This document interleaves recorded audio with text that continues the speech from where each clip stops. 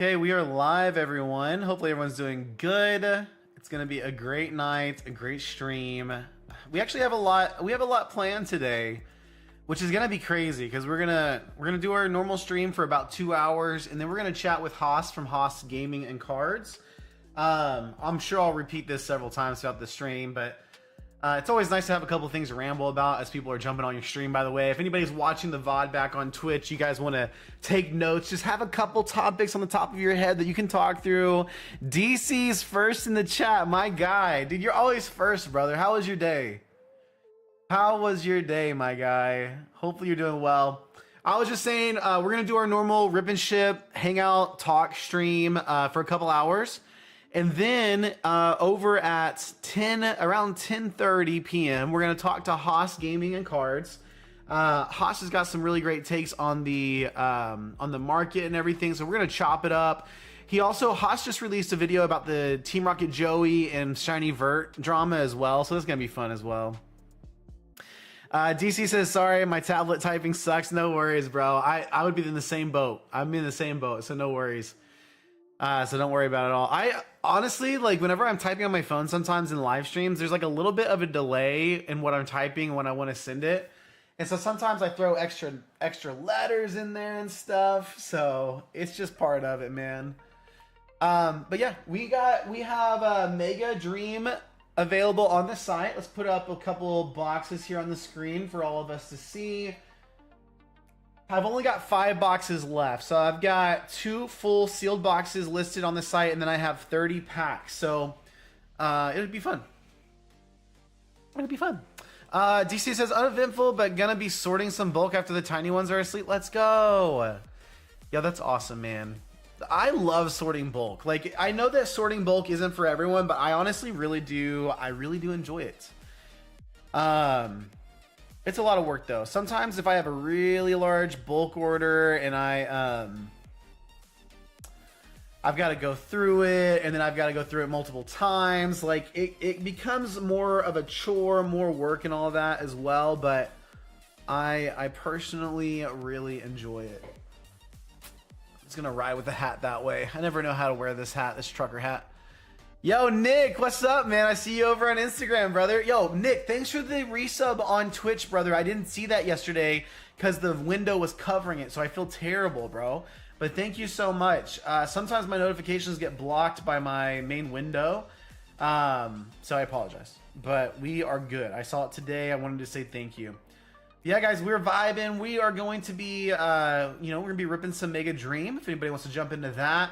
We're going to be chatting, and then in a couple hours, guys, we will be talking to Haas Games and Cards on the YouTube, so that's going to be really fun too. But guys, if y'all were not here for yesterday's stream, Mega Dream goes so hard. Knight is in the chat. Knight, great to see you, brother. Knight says, when will the gaming streams return?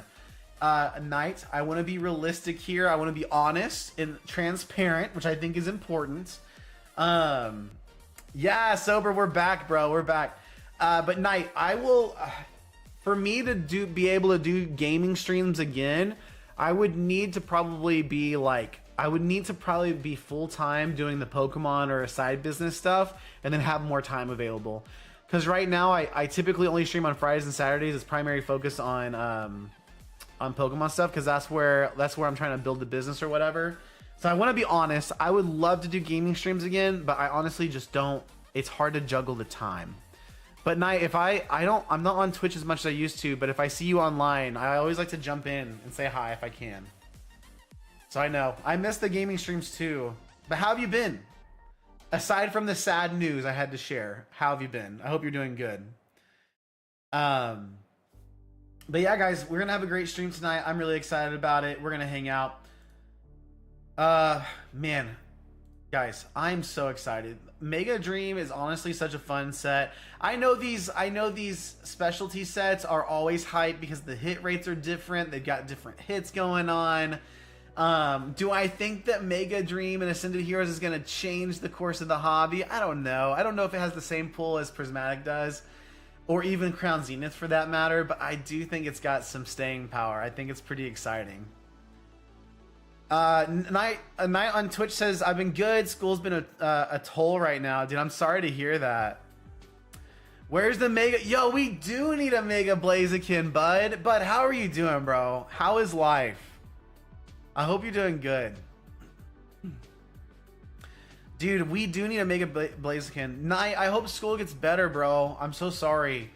I went through a really tough like 3 months at work. It was just like nonstop change, just having to learn new things. It was a grind. I felt like I was back in school a little bit, but we made it through. I'm feeling better. There's still chaos. It's still hard, but we're making it. The app got it. Oh, dude. TCG Live got it. Pocket. I gotta see this. Mega Blaziken EX deck list strategy. Oh, I gotta see this. Yo, the Mega Blaziken. It looks so cool, bro. Oh, dude, where is our Mega? I need a Mega Empoleon for that matter, bro. I'm doing all right though. Not ready to go home. Where have you been? Have you been on vacay? Hope you're doing good. Dude, I hope you've been doing swell. So swell. But yeah, guys, if you want to check out the packs, we have them available over at rartcg.com. We've got boxes available. We've got packs available. I've also got some sleeve dust and rivals available as well if you want to do a couple snipes. I've got, I don't know how many packs I have. I have like over 10 packs sleeved. I'm not sure. But yeah. Am I gonna pull a Gengar? Dude, I would love to pull the Gengar, man. Oh my gosh. You know, Mega Dream's kind of holding up pretty strong with the prices too. I've been kind of monitoring that. When you sell Japanese, you always kind of have to keep an eye on prices because they fluctuate so quickly. But Mega Dream's holding pretty strong. I mean, we're only about a week past launch, so nothing too crazy there. But yeah. Top chase card of the set so far, guys, is the Gengar, 100%. Sorry, I'm trying to get TCG Player to work with me here. Work with me, TCG Player. There we go. Yeah, Gengar by far is the highest value, but it's not really selling through a lot. The Dragonite's selling through a lot more so far. Oh, back to work. Okay, you're not ready to go back to work. You've been home a lot. Let's go, bro. Dude, it's hard to get back into the swing of things for sure. It definitely is. But it's a whole new world, bro. A whole new world. A dazzling place you've never seen.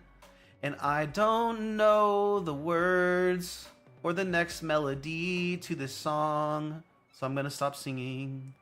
Dude, I forgot a whole new world, bro.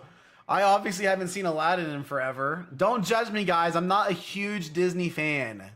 But I know a little bit, obviously. But we bought... Oh, you bought a house yesterday. That's crazy, bro. Dude, that's a lot of change all at once. You guys are living life. You guys are living it. Oh, man. I'm so excited for y'all. I remember those days like it was yesterday. I'm excited for you guys. That's awesome. Buying a house is hype. It's tough work, though. It's tough work, especially if you guys got plans to work on it and stuff. Like if you do, more power to you. That's awesome. It's gonna be an awesome adventure. But yeah, our first house back in the day was tough.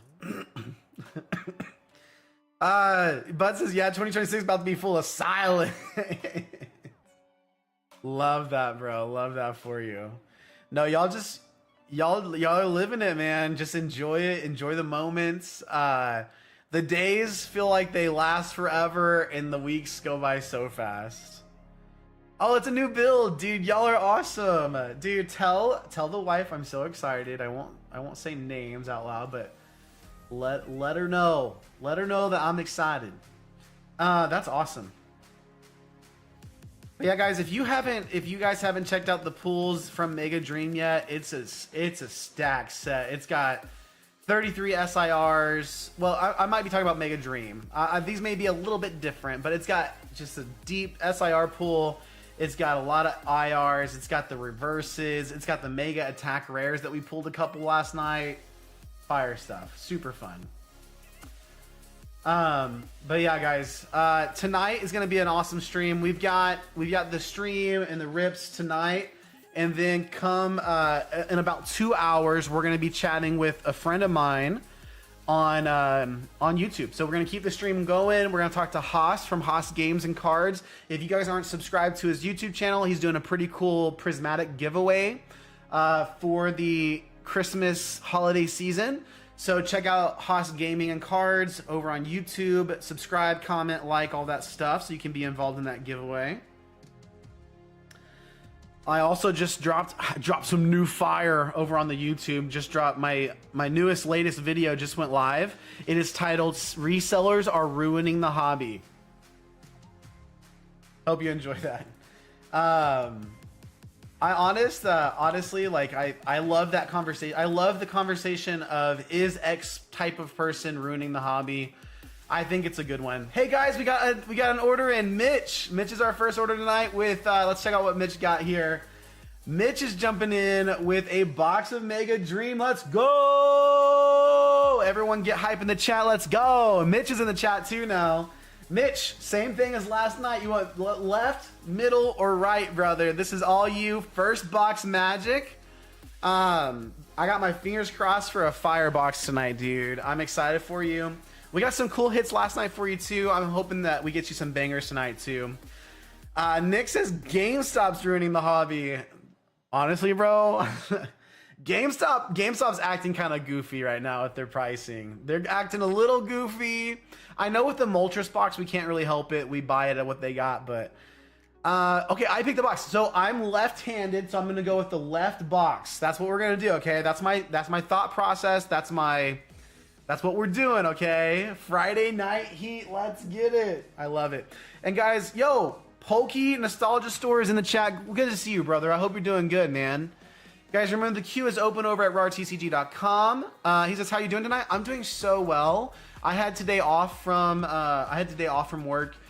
We had some family plans, but those kind of got sidetracked, derailed a little bit.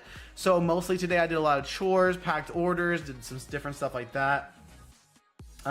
Mostly just packed orders and getting ready for that.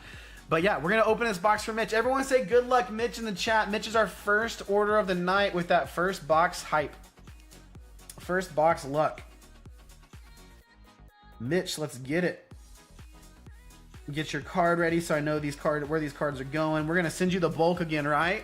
If you guys ever don't want bulk, just let me know. And always, as always, guys, you do not have to buy into the rips to hang out and have a good time. So if you just want to hang out, chill, and talk Pokemon, that is totally cool. But if you want to open some packs, it's also a fun time. Let's go ahead, guys. Mitch is up first. Let's get our first fresh minty box opened up for us on stream. Let's go, guys. Mega Dream. If you guys haven't seen this set open, it's a lot of fun. Yeah, I got you, Mitch. I got you. No worries. I typically always send bulk as a baseline, but I've been kind of mentioning it lately just to poke around and see. Let's go. We have so far, guys. We've pulled the Zoroark SAR. We pulled the Mega Dragonite Mega Attack Rare, and we pulled the Mega Attack Rare Guardy as well yesterday for Mitch. So that was super fun. Let's go, Mitch. Best of luck on your box. Let's pull you a Gengar or something crazy. You know, that's fingers crossed. That's what we get here. Let's go. Let's get a little closer to the action here. Everyone, be quiet. Shh, shh, shh. Sick. I love the pull tab on Japanese boxes. It's so much fun. Guys, right now, what you need to do to get us hyped up is I need you guys right now. You need to like the stream and comment first pack magic from Mitch, okay? First pack magic and like the stream. That's all I ask. If you're watching on Twitch, you can't like the stream. I'm sorry. Okay, guys, this is a high class set. So we got 10 packs. 1, 2, 3, 4, 5, 6, 7, 8, 9, and 10 from a fresh minty box. First pack, I almost said first pack Mitch. I don't know what I was going to say. First pack magic for Mitch. Let's go. Imagine if we pull another SIR from the first pack. Imagine we pull a God pack tonight. That would be crazy. Okay, we got Lily's Determination up first. Let's go. Got the Curlia, Tatsugiri. Got the Watchel, the Bouffalance. We got the Roserade, the Dust Noir. Okay, a little reverse fire. Slugma, Magmortar. We've also got the Genesect EX and a Hilda. Okay. A couple hits for us. Couple little light hits. If you count the reverses as hits as well. They're pretty cool. I like the Rocket reverse the most with the R. I think that thing's pretty cool. The Energy reverses are cool too. But yeah. Let's keep going. And I don't think you're guaranteed to get a reverse in every pack. We'll see. I don't think that's a thing though. 1, 2 to the front. Let's keep it going. Okay, Team Rocket's Factory is up first. Energy, we got Pancham. We got the Snom. The Danny Phantom. We got the Calyrex. I forget, what is this Pokemon's name? Somebody remind me in the chat for a second. Monkey Dory. Hey, our first AR. Let's go, Mitch. Hey, Arc Strike is in the chat too. Arc, thanks for hanging out, bro. I appreciate you, man. Best of luck. First AR is, it's the Fan Rotom. It's sick art. Okay, no one can deny it's a cool art. But why is Rotom in every single set? We need to know. Fan Rotom and then the Mega Lucario EX for our EX hit. Okay. So yeah, no reverse in there. We'll have to see if we continue to get them or if it's only in packs with ARs that we don't. So. Fan Rotom AR. Looking pretty cool. Looking like he's out on an adventure somewhere with a little tent with the mountains and lake in the background. But at the end of the day, it is just a Fan Rotom. Poor Rotom. Rotom gets so much love. So much love. I don't understand it. Let's keep it going, guys. This is the third pack. We are 1 AR in. First card is, okay, a little pincer action. Glass Trumpet, Gabites. We got the Dreepy Jacloak. I believe it's Jacloak. We've got the Ralts. The Bisharp, I believe. Terrapagos. Terrapagos has got some weird print lines there that happens. Reverse Leaf Energy. Okay, there's our full art item. We'll take that. Hey, Mega Attack Rare. Okay, Mitch. The Mega Diancie Attack Rare. Okay, we'll take that. Super cool card. The attack is called Garland Ray. Super pretty card. I like it. Not the SAR we're looking for, so fingers crossed. I think that card was a Xerneas. Oh, maybe it was Xerneas. Arc Strike. Thank you so much. I'm not a Pokédex. I do want to acknowledge that. I don't have them all memorized, but I know quite a few. Glass Trumpet, nice little kind of playable card here and there for us. I like these full art trainers. Even though they're not super valuable, I think they're pretty cool. I do think they're pretty cool. Hey guys, it looks like we got another order in as well. We'll check that out real fast also. And Poké Nostalgia Store, thanks for being here, bro. I saw you on Instagram as well. Sorry I didn't say hi sooner. So Mitch is up first in our first box, and then our second order of the night is going to be Oscar. Oscar jumping in with some packs as well. Let's go, Oscar. Thank you so much, man. I appreciate you. Let's keep it going, guys. Mitch is right now. Oscar's up next. We got the Terra Orb. We got the Gibble. Let's go. The Dreepy. The Darmanitan. We've got the Sneevil, the Wooloo, or Dubwool, my bad. Oh, we got a little Pokeball reverse Okidogi, and the Iona's Belly Bolts. Let's get our Okidogi also sleeved up here. Does anybody know what Pokeball that is? Is that like a Dusk Ball maybe, or something like that? I'm not sure what that Pokeball is. Please forgive me if it's super easy. I'm just like really silly. Just let me know. Okay, yeah, let's go, Mitch. 2 cards to the front. Let's keep it going. We got the Inns Castle, the big shebang playable card, Magnemites, the Cramorants, Lunatone, Trevenants. Hey, let's go. Our second AR. This thing is sick. Okay, I like that. Let's go. Camerups. We've got our last, I believe that's a uncommon, a little shaman. In our, this is a mega. No, is this a mega? This is a mega, right? Oh, what is this Pokemon's name, guys? Somebody help me out. It's not Huntail. Is it Mega Huntail? I actually just sleeved it. Cameruts. Like a camel that erupts. No, you see what I did there? Yeah, this is an awesome AR, guys. Oscar's in the chat. What's up, man? Good to see you, bro. Let's keep the good times rolling, y'all.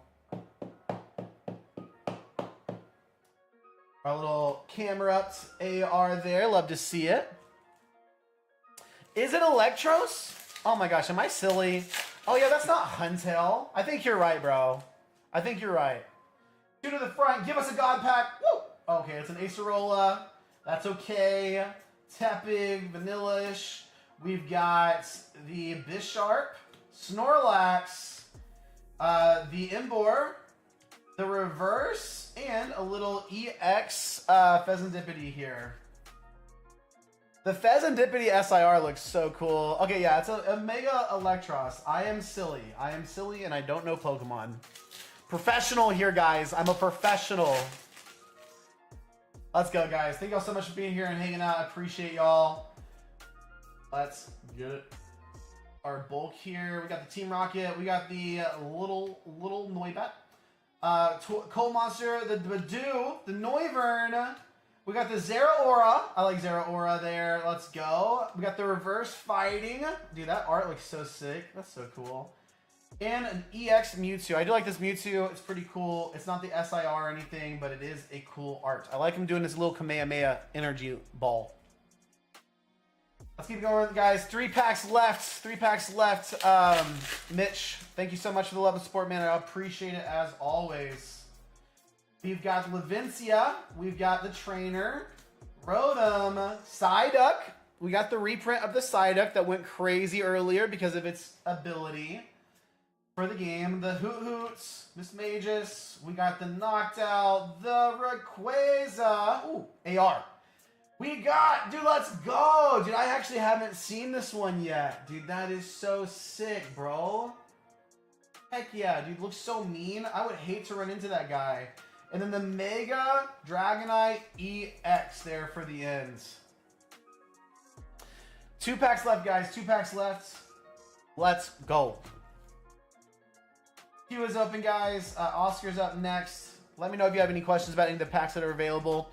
I have some English, but it's mostly Japanese. Oh, guys, look at that. The ARs in this set look so good. I always get hyped up on new sets when I open them. It's hard not to get hyped on the new sets, guys. It's hard. Yeah, Mitch, that's a pretty cool one, right? Let's go. Okay, 2 packs left. Let's get it. Ethan's Adventure is up first. The heat's coming, Nick says. I believe. Let's go. Rosalia. Medcham, Scrafty, we got Duraludon, Entei, the Crustle, we got the Reverse Miss Magus, and an EX Golbat here. Golbat's a pretty cool Pokemon, actually. I like him. Last pack magic. Everyone put some LPMs in the chat. LPMs in the chat for our guy.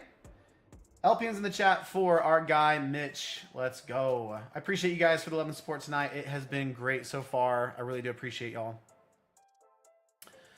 Let's get it. Last pack magic coming up hot. Mega Dream. Are we gonna have dreams or nightmares here? Let's find out. Let's find out. Let's go. We got Hop's Bag. We got our energy. Duskull, we've got, was that Duskull or Dust? I think that's Dusclops right there. Sunfist, we got the Electros, Togetis, we've got the Magerna, I believe. Reverse Hollow, Kilowattrel. We've got the Pikachu EX, and our last one is the Vanilla Ice. Okay, we ended up with a hit with our reverse Kilowattrel and our EX there. Let's take a look at our hits tonight. It looks like the box hit was the Diancie, the attack rare. Here's our ARs, guys. Camera ups. These things are sick. Here's the Mega Attack Rare Deancy and our fan Rotom. Thank you so much, Mitch. I appreciate you, bro. As always, thanks for jumping in. I hope you enjoyed all the bulk and everything. The cards are absolutely beautiful and stunning. If you're looking to start a binder or anything, I think you got a little good head start there as well. Some IRs, attack rares. Dude, I'm not gonna lie. The like a binder of attack rares seems so cool to me. Not gonna lie. Not gonna lie. Up next, guys, is Oscar. Oscar is jumping in with 1 Mega Dream, 2 Destined Rivals, and 1 Phantasmal Flames. My guy, dude, this is gonna be a fun opening. Oh, I missed the Mega Evolutions pack too. Dude, okay, so Oscar's going for the 1-pack snipes. Everyone say good luck, Oscar, in the chat. Good luck, Oscar, dude. Best of luck. Sometimes, man, I've been around here for a couple months. Like, sometimes these 1-pack snipes, they go so crazy. You just never know. Let me get a drink of my water real fast.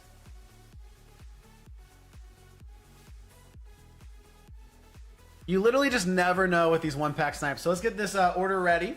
And Destined Rivals is a 2-pack snipe. Okay, Destined Rivals 2 packs. We're gonna do our sleeve boosters. I love sleeve boosters, man.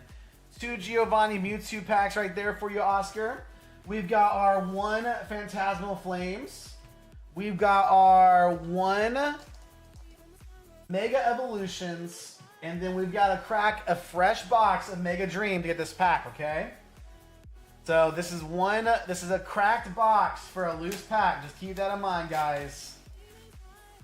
I've got 3 sealed box left as well. Everyone be quiet. Shh. There we go. Yes, got the pool tab as well. Love to see it. We're gonna pull from the top for you, Oscar. Right from the top. Yesterday we got an SIR from the first pack. We'll see if that happens again. Let's go. Oscar, obviously I'm thinking Mega Dream last. Are you happy going chronologically? Or do you feel like maybe doing... Is there a specific order you want to do is what I'm asking?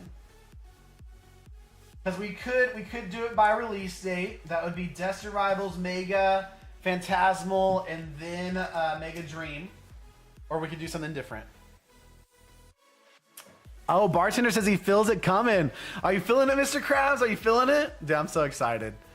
Let's go, Oscar. So excited for you, man. Thanks for jumping into the queue, dude. And guys, don't forget, you can check out the packs over at rartcg.com. We've got all the packs there listed out in the live rips section. I do have a sealed boxes section as well. It's mostly just Japanese right now. But if you guys ever want to pick up a Japanese box to enjoy at home, don't ever hesitate to reach out and ask me if you have any questions. Let's get it, guys. I cannot wait for this little chat with Haas later too. It's gonna be so much fun.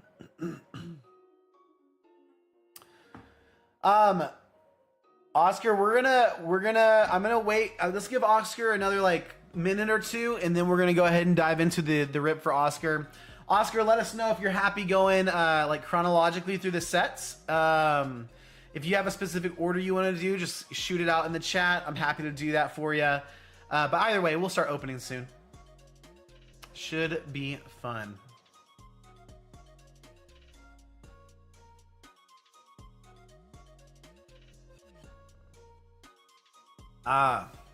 Man, sometimes water is the best. You guys ever have that, like when you're drinking water and you're like, man, I haven't drank water in like ages, and then you're like, man, I love water. That's how I am right now. I love water. Okay, Oscar, we're gonna go ahead and get started here. Feel free at any time if you need to jump in. Let us know if you want to switch up the order or anything. I'm happy to do whatever works for you. We're gonna do it. We're gonna do Destined Rivals first, and then go from there. Let's get it. Everyone say good luck, Oscar, in the chat. Best of luck to you, brother. Thanks for the order. I appreciate you, man. Let's get it, guys. First pack magic coming in for Destined Rivals. Coming in hot. It is the Ho-Oh and Ethan pack.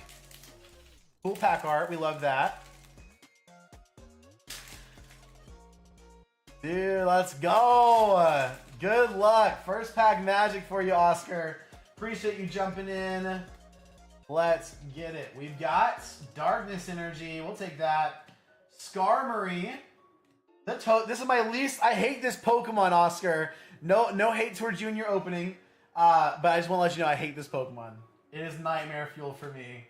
The Coughing, the Smoliv, the Golbat. We've got the Mudsdale, the Sando, Pupitar Reverse. Oh, bro, we got an AR. The Electrite, dude, getting hits in Destined is a good thing. I love that. Dude, the 2-pack snipe already coming in hot, bro. Dude, I agree. They are creepy, man. A jellyfish that runs on the land, dude, it's crazy, man. Electrike IR for you, Oscar. Excited for you, man. So far, this is a great kind of snipe right here for the packs. I love that. Do you want bulk, bro? Let's let me know. Last pack magic for Destin Rivals. We got a Mewtwo pack. We'll take that. That's sick. Love that for us. Giovanni and Mewtwo on the pack art. This is a thin pack right there. Let's get our energy. Fire energy, maybe? Ooh, electric energy. Okay. Olive. Gabites. We got the Quilava. Nidorina. Watchtower. We got the Medicham. The Psyduck. Tarantula. The Flaffy. And the Tyranitar. Okay. Perfect. I got you with the bulk, man. No worries at all. Okay, so far, good opening, good start from Destined Rivals. Up next is Mega Evolutions. Can we pull out something crazy here? I would love to see some more IRs. Let's see it. We did pull a Mega Lucario Hyper Rare a couple weeks back, so that'd be pretty sick to see again.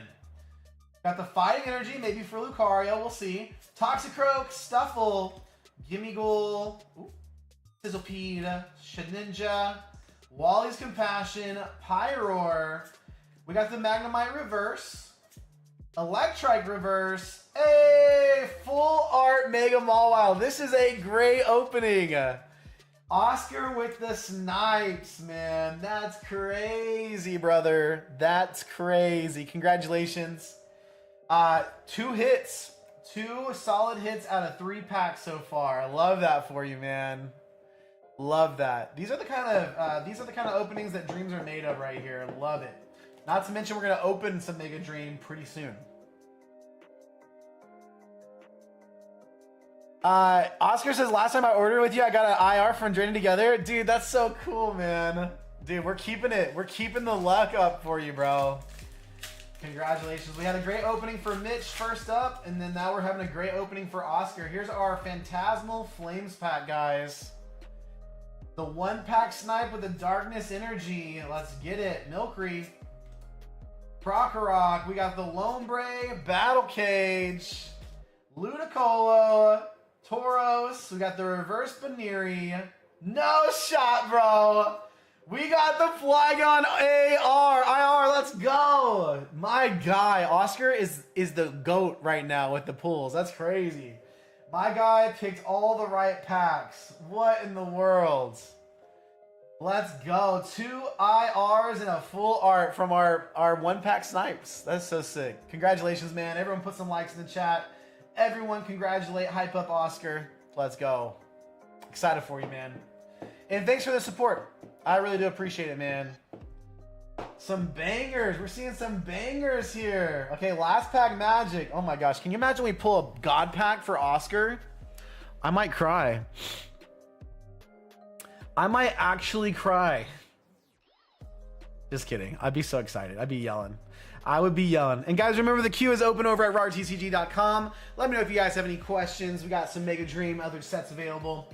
Let's go, bro. Last pack magic. Let's get it. Dude, I love ribbon packs. It's always so much fun. 2 to the front. We've got, okay. Oh, I've never seen this card. I'm not sure what trainer this is, but it looks cool. We got the Snom eating some snow, the Zubat, the Executes, Xerneas. Is this This is not Xerneas, right? I was thinking this was Calyrex. I'm not sure what Pokemon this is. Xerneas is the legendary, right? I feel like I know Xerneas. Oscar says legit, super excited.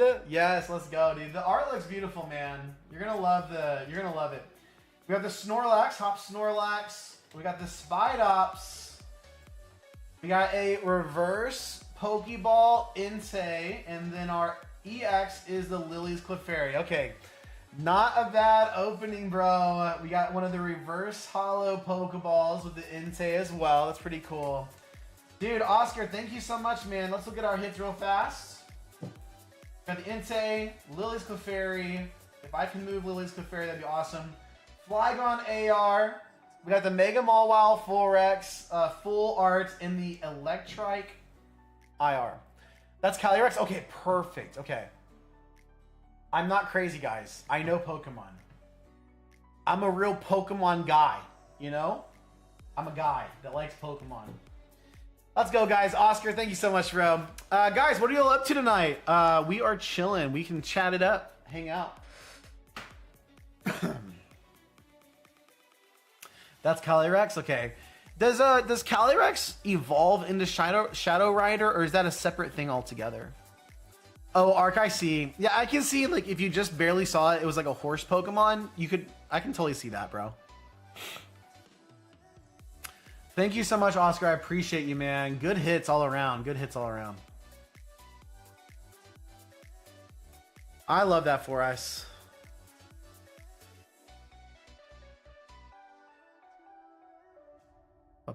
Yo, my video got a comment. Love to see that, man.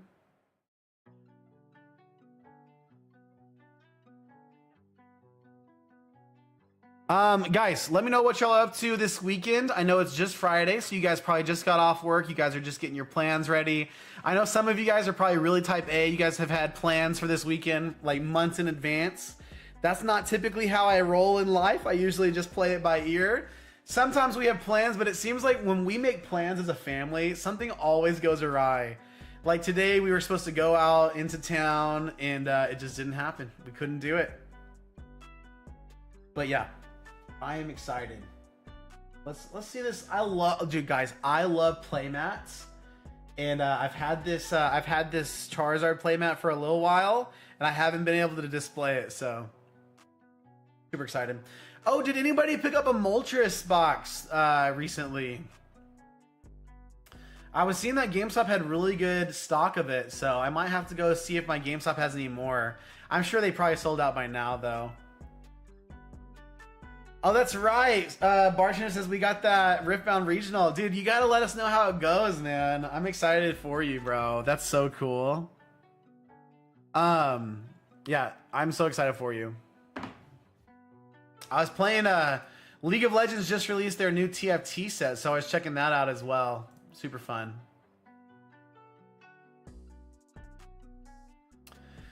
Don't have too many plans for this weekend, but I should be getting in 3 Paldean Fates collection boxes. Let's go! Dude, a friend of mine was able to get some from Walmart as well. I'm so jealous, dude. You guys are crushing it. You guys absolutely crushed it. Paldean Fates is so much fun. Are you gonna open them or keep them sealed? No, like I would struggle with Paldean Fates. I would struggle if I wanted to open it or keep it sealed. Shurima looks so much fun in the new set. Yes, dude, Shurima looks like it's a banger. I got beat by a Shurima deck. Not deck, but team. I played my 2 games. I played Ionia and Freljord. I did better with Freljord, but I still have no idea what's going on. I queued for my first game and I just played ranked. I played a ranked game. Ark says I didn't get a Moltres UPC. I couldn't justify the 160 for what was pretty much the same thing. That's so true, bro. GameStop, man, it's tough out there. GameStop is making it really hard to buy from them lately for me. They are making it pretty tough. They are helping reduce prices. Oh man, good old GameStop doing crazy GameStop things. We love to see it. Love it. Man. But yeah, I'm excited. Opening some Mega Dream this weekend has definitely shown me that I'm pretty stoked for Ascended Heroes. Fingers crossed we get a lot of packs printed. I know things are pretty split when it comes to PokeTubers. Danny Phantom released his video saying he was pretty frustrated at the amount that's being released. And then you have someone like a non-TCG that's saying, hey, they're gonna they're gonna release so much product on the market. You have a Pokey Annie's recent video is really good. He's been releasing he's been releasing videos like crazy. But his video about the reprints and how Pokemon will not have a lot of product in Q1, I think it's a little bit, I understand what he's saying, I understand his point of view, but also guys, when it comes to your accounting, I'm not a genius, okay? I don't run a large scale business like Pokemon, but I'm pretty sure if your product is being manufactured, it's not considered inventory. So Pokeannie was saying, hey, we're not going to get any packs for this because Pokemon's going to want to sell all their inventory because of taxes and X, Y, and Z. I totally get where he's coming from. That is probably true for any inventory that's actively set and in their warehouses. But for any inventory and printing that's going on and being manufactured, I don't know if that product counts as inventory. So that's my little caveat is, hey, Anon could still be right. They could still be printing a ton of product. We don't know. And if that stuff is being manufactured and built right now, I don't know if that would necessarily ding them on products. If any of you guys work in finance, any like retail, you deal with inventory, the supply chain, manufacturing side of things, let me know. I mean, I would love to learn from you guys. You guys are much smarter. I'm just one guy. I'm one guy that works in ad tech just spitballing. I'm just kidding. I'm not kidding. That's true. But I'm just saying that's what it is. Okay, Ark says I'm going to open one Paldean Fates at least. Thinking of trading one for a prismatic figure collection. That's not bad. My best... best to keep one sealed. I agree. I've got 3 Charizard 10s from Paldean Fates in my closet, and I had to hide them. I had to hide them from myself. So I was curious about the inventory and tax thing too, but it's it's honestly beyond my understanding as well. So take what I say with a grain of salt. I just was thinking as Pokeannie was talking about that and talking about how they need to account for all their inventory, they want to sell it as much as possible. I was like, well, what about products that's not printed and at their warehouse yet? Like, is that counted? You know, like just an honest question. Because that would maybe explain some things. I've been hitting up my LGS for packs. Oscar says I've been getting the Reshiram and Salamence box. Dude, I love the Reshiram and Salamence boxes, bro. 5 Destiny Rivals and 5 Surging Sparks. What a good product. It's pretty cheap because Surging's pretty low as well. And then they've been selling. Oh, your LGS has been selling at MSRP. That's so sick, bro. Yeah, I picked up a couple boxes from my LGS that we opened at like 60. Is that MSRP for that box? I'm not sure. My LGS was at $60, which is about $6 a pack. I thought that was really fair. The Moltres box only has 2 Destiny Rivals. I think so. Isn't that so sad? Didn't the Charizard box have more Destiny Rivals? It's so weird. It's so weird what they're doing, man. Crazy stuff. Wild stuff. Goofy stuff. But honestly, I got kind of like when I got into the hobby, guys. When I jumped into the hobby, it was right around the time I kind of talked about in my recent video, but I jumped in at SV Base. I was buying SV Base and Silver Tempest. I couldn't think of the word. I was buying SV Base, Silver Tempest, opening packs. I realized very quickly that Sword and Shield hit rates were terrible and trash.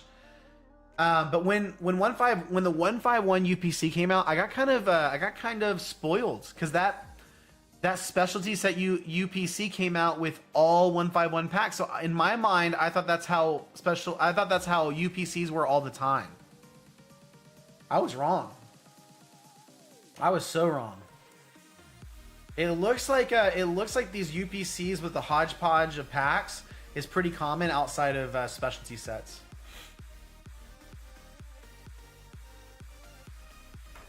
Dude, yeah, Oscar, if I know you probably want a Moltres box for your collection because it's got Team Rocket, But I can see why you maybe are a little disappointed in the pack selection.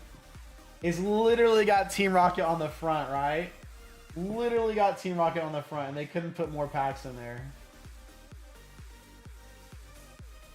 Guys, I'm a hyper shill for myself. I do have Mega Dream available on the site. Feel free to jump over there if you want to rip some packs. A non-TCG also mentioned a while ago that distributors were told by Pokemon that printing capacity would be opening up at the end of the year, Q1. Yeah, I think you're right, bro. Arc, yeah, it'd be great if that's true. A lot of people are coming at Anon, though. A lot of people are saying Anon might be making that stuff up. And I don't know. I don't know if Anon's got some inside connection that the others don't. You know, he's probably one of the only people with distribution that are making claims like that, you know? I think TRJ mentioned that in one of his recent videos. Like, I get the vibe, I get the feeling that reprints are coming, but I'm just a guy. You know, I'm just a guy on the internet. I'm sharing my opinions. I'm covering drama, you know, all that. But what do I know? Anon is much more closer to the action. Pokieini's closer, all that good kind of stuff. So I don't know. Northwoods TCG, I don't know who that is.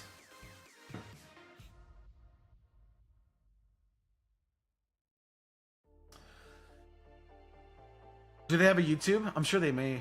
I'm sure they might.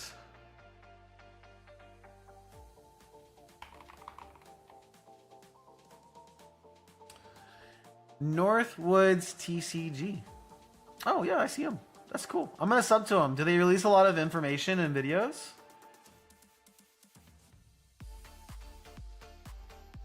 Nine days ago. Yeah, they release pretty regularly. Let's go.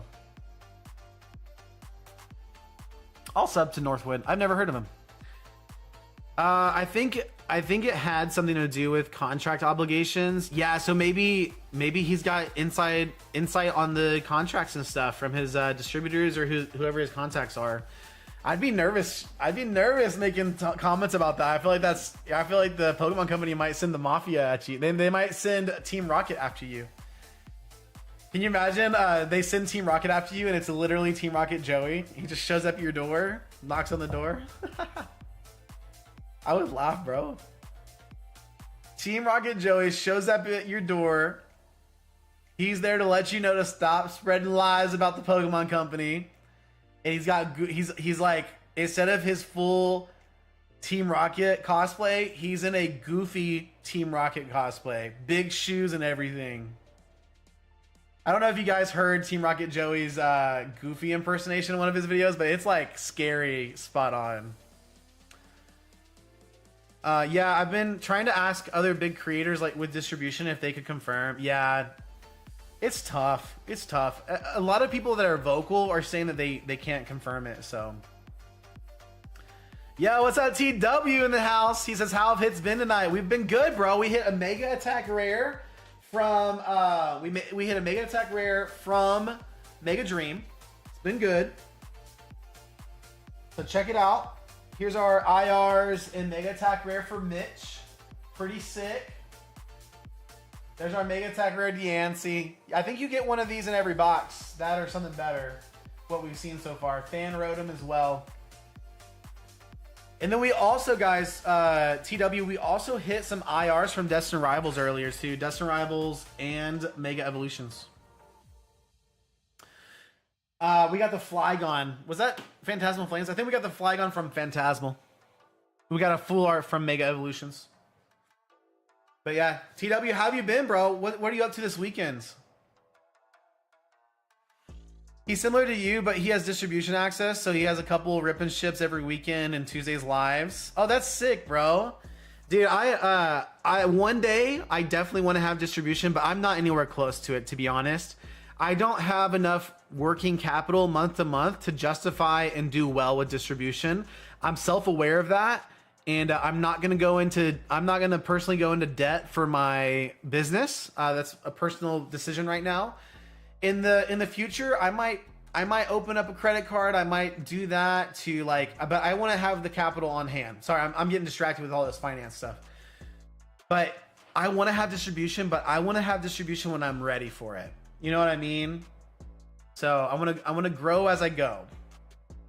And I turned like $1,000 starting money into like I spend $5,000 to $10,000 a month, and I need to like double or triple that to feel comfortable.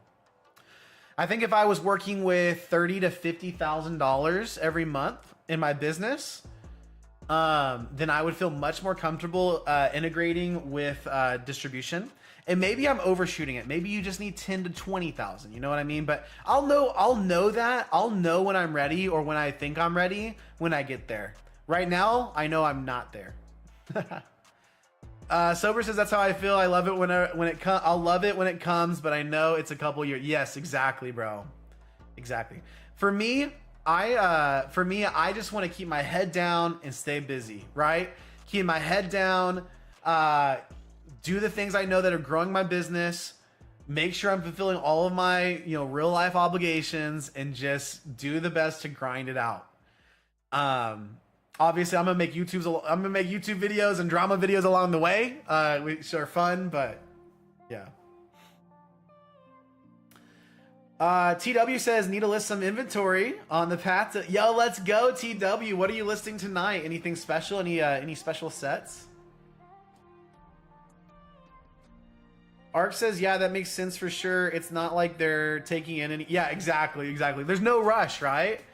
There's no rush, and I'd rather do what I can to capitalize on my single sales, my bulk sales, my Magic the Gathering. I'd like to capitalize on what I have going on, scale my business, and go from there.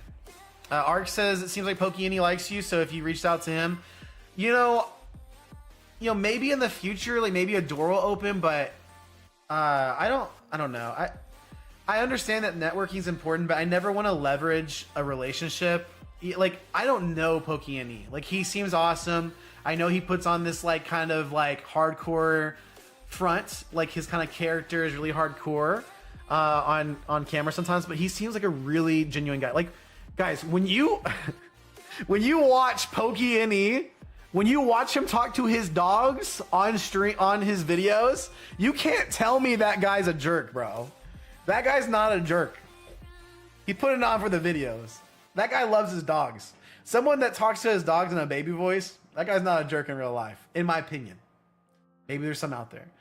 Nothing crazy, just some EXs, maybe a few IRs. That's awesome. All of your inventory is sub $5. Most of mine is too. Although when I started selling Magic, the Gathering, that kind of changed. Magic cards are different. It's a whole different game. Some of those Magic cards have a lot of value. It would surprise you. But yeah, Ark, like, you know how Nostalgianomics got his distribution, or the Poke Office? Like, some of these guys, they kept their head down. They stayed grinding. They did their side business. They did their full-time job.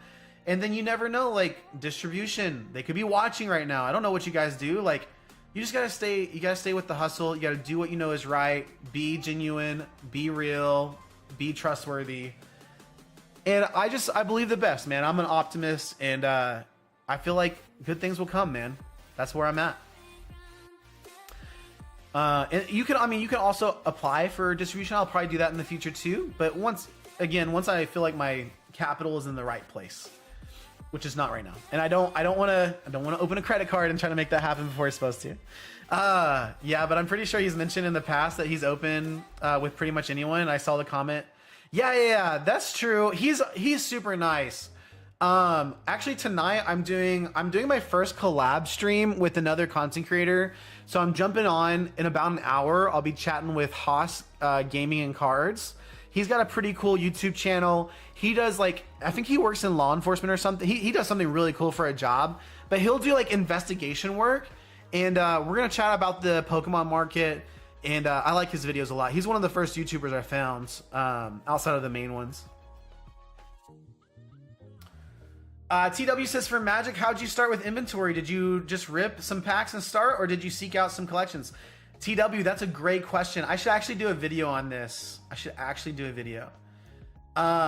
Because when I first started selling, it was basically December, January of this year. Right at the beginning of the year, right at the end of December, and around February, end of February, early March, I I told myself I'm ready to start selling Magic because I was watching Rudy, I was watching RNG Games, all these guys that talk about Magic the Gathering, they talk about the opportunities with it, and I was like, I'm ready. I'm gonna do the exact same thing I did for Pokemon. I'm gonna go find a bulk lot and I'm gonna sell it. So I found a guy selling 50,000. I found a guy selling 20,000 Magic the Gathering bulk cards, and I met him about 45 minutes away from me. Super cool guy. Nothing wrong with the transaction. Went super great. I got those cards home, and at about an hour and a half into sorting those cards, I had sorted through probably like half of them, a little over half, 75%. I realized so, it was so clear. It was so clear. I was separating sets and everything, doing all this stuff, and then it hit me. These cards I was looking through had already been sorted. Every single card in that bulk box was worth 15 cents or below on the dot. Like even the rares, that there were rares and there were foils, but all of them were low cost cards, all of them. And then it hit me and I was like, hey, no hate towards the guy selling the bulk. He didn't promise any value in there. But basically what I did is I took those cards, I sold them to a player here locally where I live. I lost $10. So I bought 20,000, 25,000 cards or whatever for like $20, $30. I sold them for $20. And from there I was like, no more Magic. I told myself I'm not starting Magic again until I understand it better. I took the next 3 to 4 months probably to learn Magic, and then come around May, I watched Rob from RNG Games. I learned about the opportunities that you have with like ripping sealed and making money that way with EV. And that's whenever I started buying product from Rudy. I had been subscribed to Rudy's Patreon for months before that. I think I bought one Pokemon product that he released right at the beginning of the bull market. And then I started buying my 6 boxes every month, and I've been doing that ever since. I study the EV and everything, and I make money that way. That's a long-winded story, but be careful. Magic does not work the same as Pokemon. It's not exactly the same. That's a long-winded answer, but I hope you got that. Could be a video almost right there. I should use these videos sometimes for videos. I should do that. Ark says grinding, but I definitely understand where you're coming from. Yes, for sure. I am grinding for sure. Bro, what are your thoughts on the variation listings on eBay? I've primarily been listing on eBay, and I've done okay for a newbie. Dude, it sounds like you're killing it. I'm not the eBay guy yet. I plan to start selling eBay come 2026. I have an account, but I don't have any experience, so I can't speak to that directly. I would check out people like RNG Games, huge eBay seller, or someone like Jim TCG.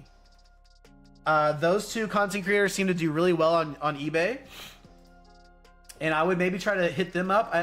Rob from RNG Games might be busy. I've never tried to hit him up, but those are the two I would reach out to. But yeah, I want to start selling on eBay this next year. That sounds really cool. I'll definitely stick around for that. Let's go, Ark. I appreciate it. Yeah, it's gonna be a good conversation. It should be really fun. Should be really fun. And guys, quick shout out. We do have Mega Dream available over at the site, which is rawtcg.com, linked in the bio, and you can type !Pokemon on Twitch. It's also linked to my bio on Instagram, but I just say it one time. Yeah, that needs to be stated in listing. Yeah, sober. I mean, best case scenario, I think I agree. Should it be listed in the description on Facebook Marketplace? I think so, but I don't blame him. I don't blame that guy at all. Sober says, I do like 90% of my sales on eBay, 10% on TCG Player. It's an easy store to just have, but I'm losing about 13%. Are you selling at a loss, or kind of what's your play there?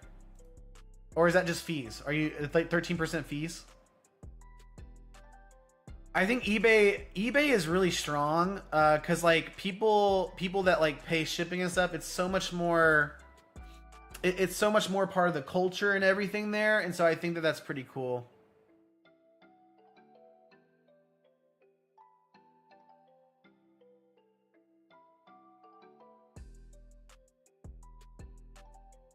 Dude, good conversation, guys. I need to share that my experience with Magic. I really do need to document that in a form, like a long form video, to share that video again, that story, because I think it could help some people.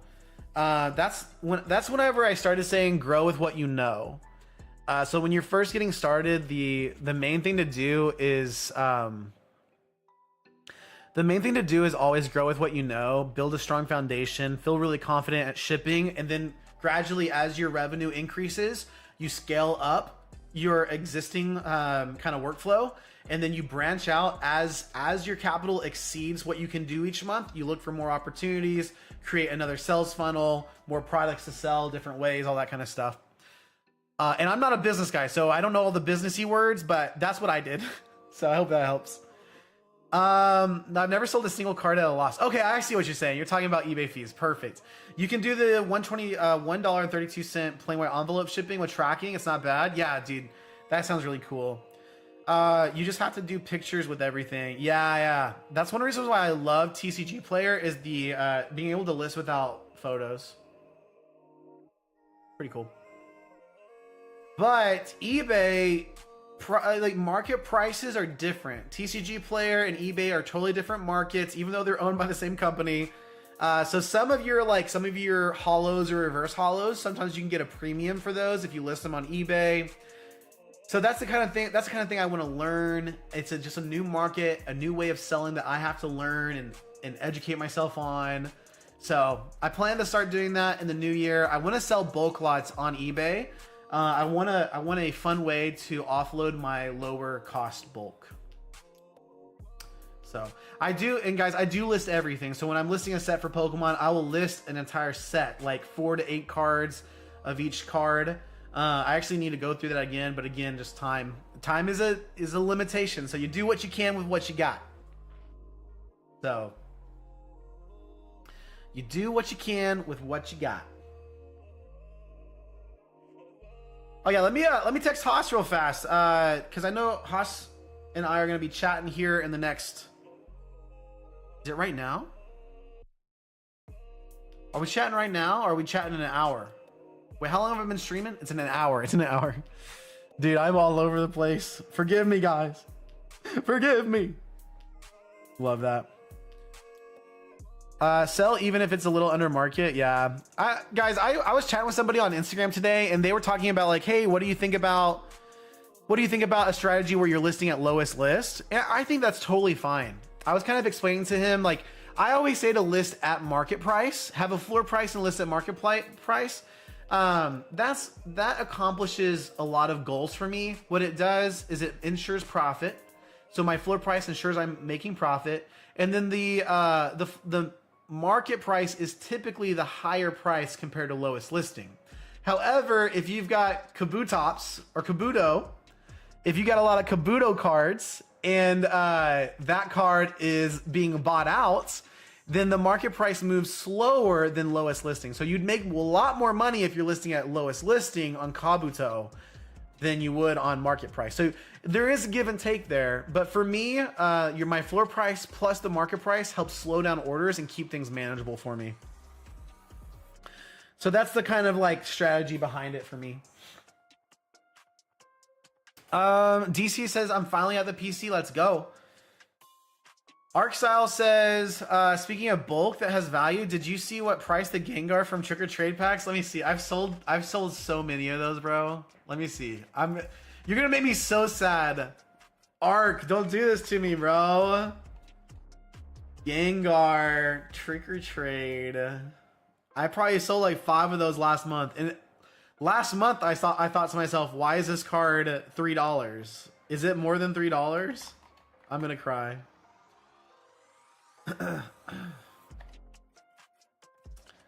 Oh my gosh, bro. Is it the 2024?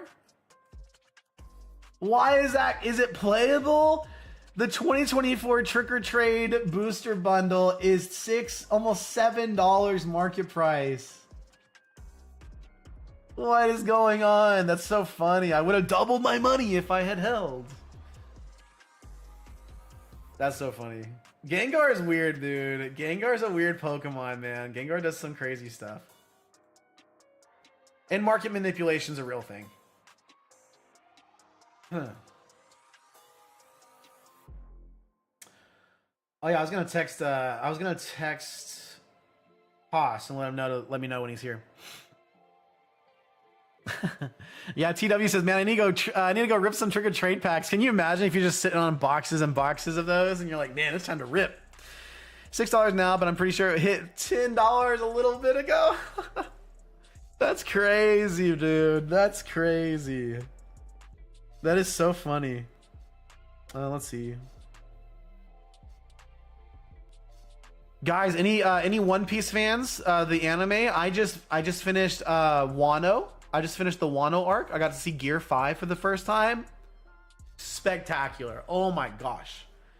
I mean, peak animation. It was beautiful. If you guys, it's hard. It's hard to get through One Piece. It's hard to start and go through it over 1,000 episodes. But if you can make it to Gear 5, bro, oh my gosh, it gives you feels, bro. You be feeling something, man. Oh, so good, so good.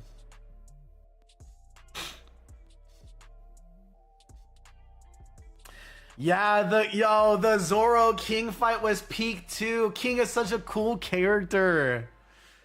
Okay, oh my gosh, I forget all the characters' names, so don't judge me too much.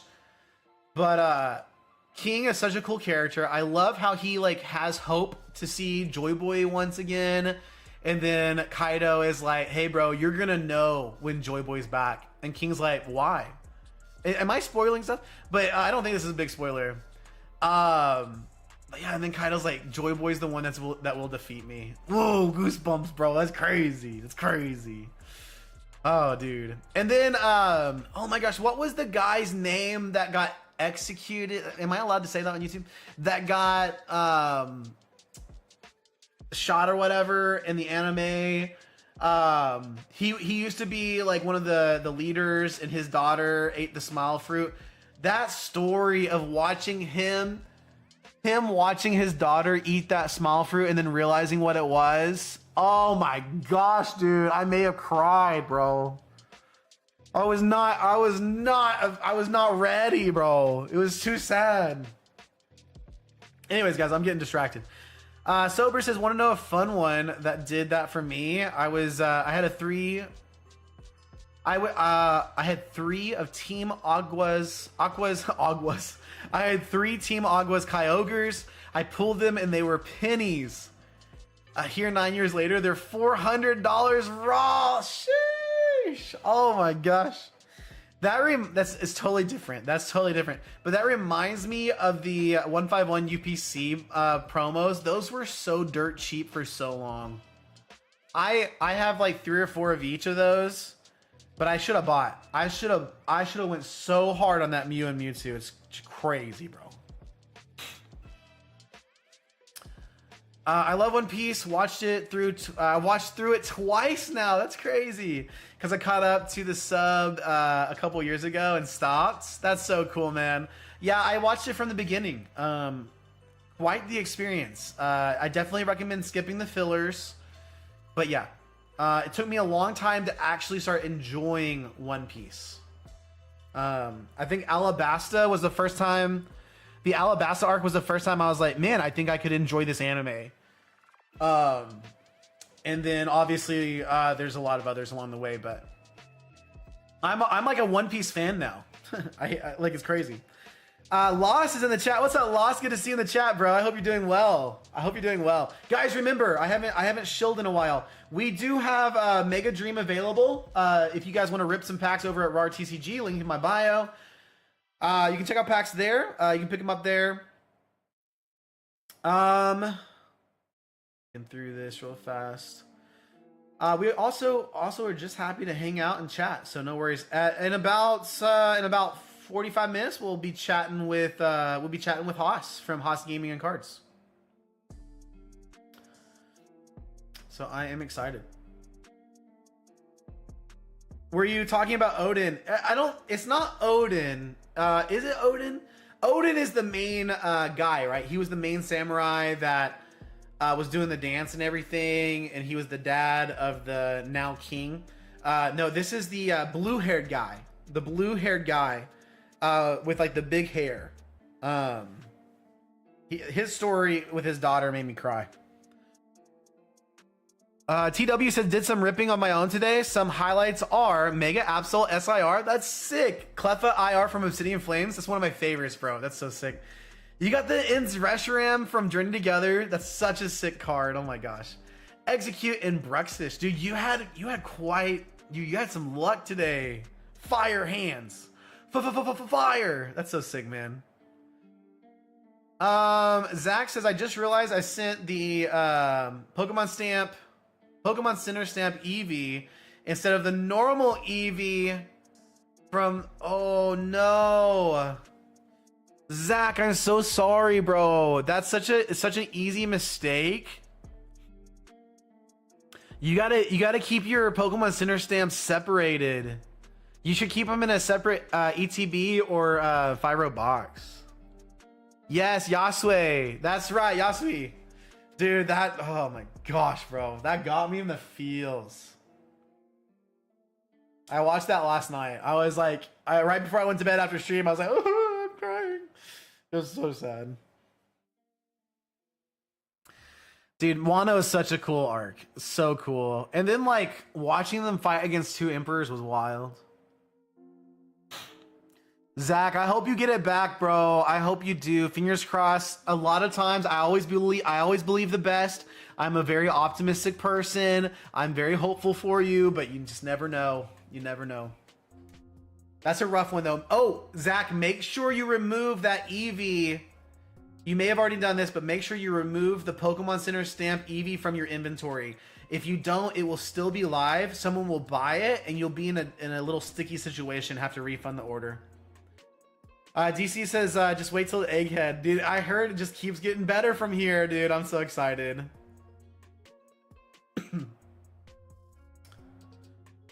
Might need some water.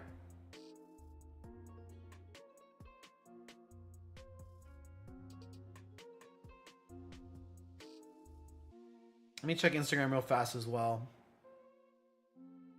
But yeah, guys, I'm super excited about it. My talk with Haas. I need to do some more short content. I haven't done a short in like over a week, which is embarrassing. Oh, okay, good job, Zach. Zach, you're on it, bro. You are on it. No, you're rocking it, bro. I just always like to say it. DC saying Egghead is so good. I'm so excited, bro. I'm so excited. When One Piece pulls out all the stops on the animation, it's crazy. My favorite anime and my favorite IP for anime is Jujutsu Kaisen. I've got like Maharaga over here. I've got Geto over here with his dragon. I've got all the guys, the Pops figures.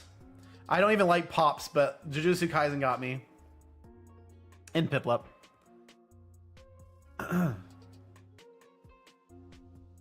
Oh yeah, I said I needed water. Let's go ahead and do that pretty fast. Pretty quick.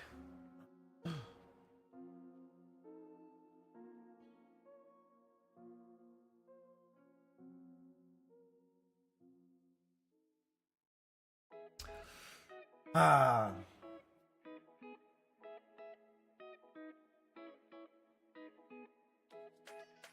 to think. Guys, I actually need to focus on getting some inventory up live soon. I've got a couple hundred cards from like 3 magic sets that need to be listed. Like I got some really great mythics in there too. Some of them worth over $50-$60 from Edge of Eternities. And then I've got 12 commander decks. 12 commander decks. I got super cheap on Sam's Club. Waiting to be listed, and I've just been so busy I haven't been able to dive in. Jujutsu Kaisen's so good. They're finally coming out with a new season. Yeah, the new movie's coming out soon. I think, is it this week or next week? It's coming out like right now. I'm so hyped for it, bro. I'm so hyped for Jujutsu Kaisen. I love it. There's a new manga out for Jujutsu Kaisen 2. It's Jujutsu Kaisen Modulo or something. It's the same author, but it's a new artist. So the author's working together with a new artist. The art looks fantastic in the manga panels. And it's very, very close to Gege's art as well. So I love it. I love it. New characters, usually still there. There's aliens, all kinds of crazy stuff. It's pretty cool.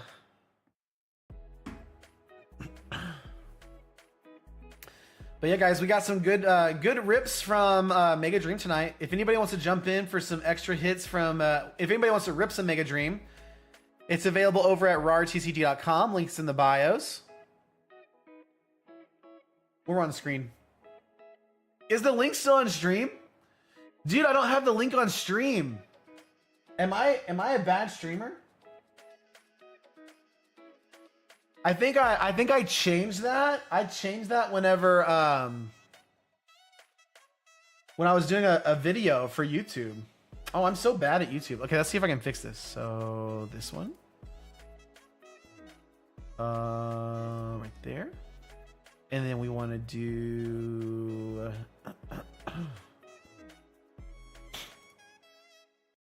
this one.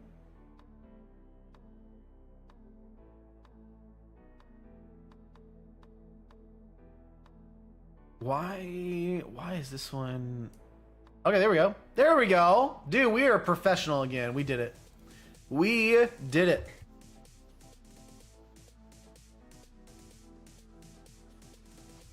We're the best. We're the best there ever was. Not really. It's not pinned in the chat, but I think I saw it in the description. How do you pin stuff in the chat? Is that what people do? Dude, I don't know how to do rip and ships, guys. I do it as a way to like have fun, generate some revenue and sells. But I don't know what I'm doing. So if I type buy packs at rartcg.com, if I post that in chat and then I'm like, hey, pin message. I'm a pro. I'm such a pro. I'm the best. I'm the best streamer. Holy cow. Tell all your friends. Like the stream. Let's get 50,000 likes in 5 minutes, guys. Tap that screen. I feel like that's what I see TikTokers do all the time. Don't actually do that, guys. We don't need 50,000. We don't need 50,000. Just hit the like button one time. Yeah, I found it, Ark. I found it. Oh, that's cool. Do people just keep that up? That is super sick. Okay, also, I was like, some of these YouTubers out here, some of these live streamers, they be doing really cool stuff where they like pin comments in the chat and it shows up on their screen. I don't know how to do that because I'm from Texas. I'm a little country bumpkin over here. Just out in the south, you know, in the cornfields and the horses. Do we have cornfields in Texas? Do we grow corn here? you guys, we ride horses, guys. We be rodeoing. But yeah, there's a way to add chat too. I'm not gonna do it right now, but I'll figure that out. It'll be fun. We're learning, we're growing, we're evolving like Charmander right now. We are the best. The best that ever was. Okay, guys, our chat with Haas will begin in about 30 minutes or so. So that's gonna be fun. Let me know, guys, do y'all have any questions, anything about TCG that you want to talk about? TCG player, selling online, all that kind of stuff. Ark, you're a lifesaver, bro. Thanks for guiding me. Thank you for guiding me in the correct way, brother. Quick question for I'm paneling the chat. Do y'all participate and enjoy drama content on YouTube? I personally enjoy drama content. I do not take it too seriously. I do not actually get mad at people, but I love a good little online beef. You know what I mean? It's pretty fun. But I know it's kind of a toss-up. It's tough, especially if your niche is like I love business content. I can understand how like someone like me posting like different kinds of videos would be maybe confusing.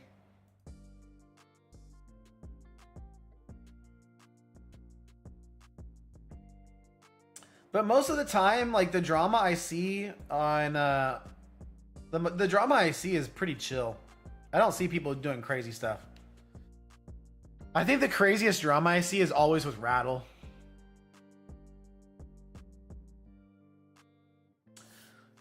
So I don't want to start a drama of my own talking live here about Rattle.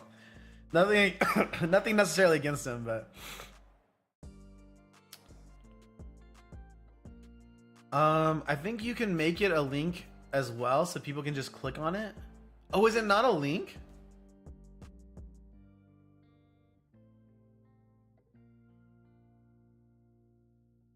Oh, interesting. Okay, wait. Let's see if I copy the URL directly from the site. That might help. Yeah, it may not be hyperlinks with just using the abbreviated site like that. Buy packs at Control V.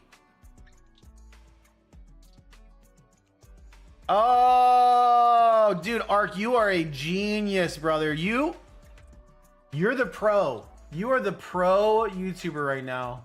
I appreciate you. It works, brothers.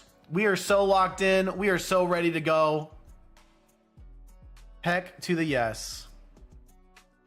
Thank you, Ark. Thank you, Ark, for saving the stream. I will memorize that. I will keep it tucked away in the annals of my brain. Dude, my camera battery has lasted this whole time. That is a new record. Also, I have a dummy battery coming in tomorrow. Shout out Sober Bartender in chat for telling me that product existed. Super excited about that. So I'm pretty sure I'll go live again tomorrow. If I don't, I'll post on Instagram. But the plan right now is to go live on tomorrow as well. So we'll see if we're up to it. Yeah, I appreciate you, Ark. That's awesome. Super duper helpful. Super duper.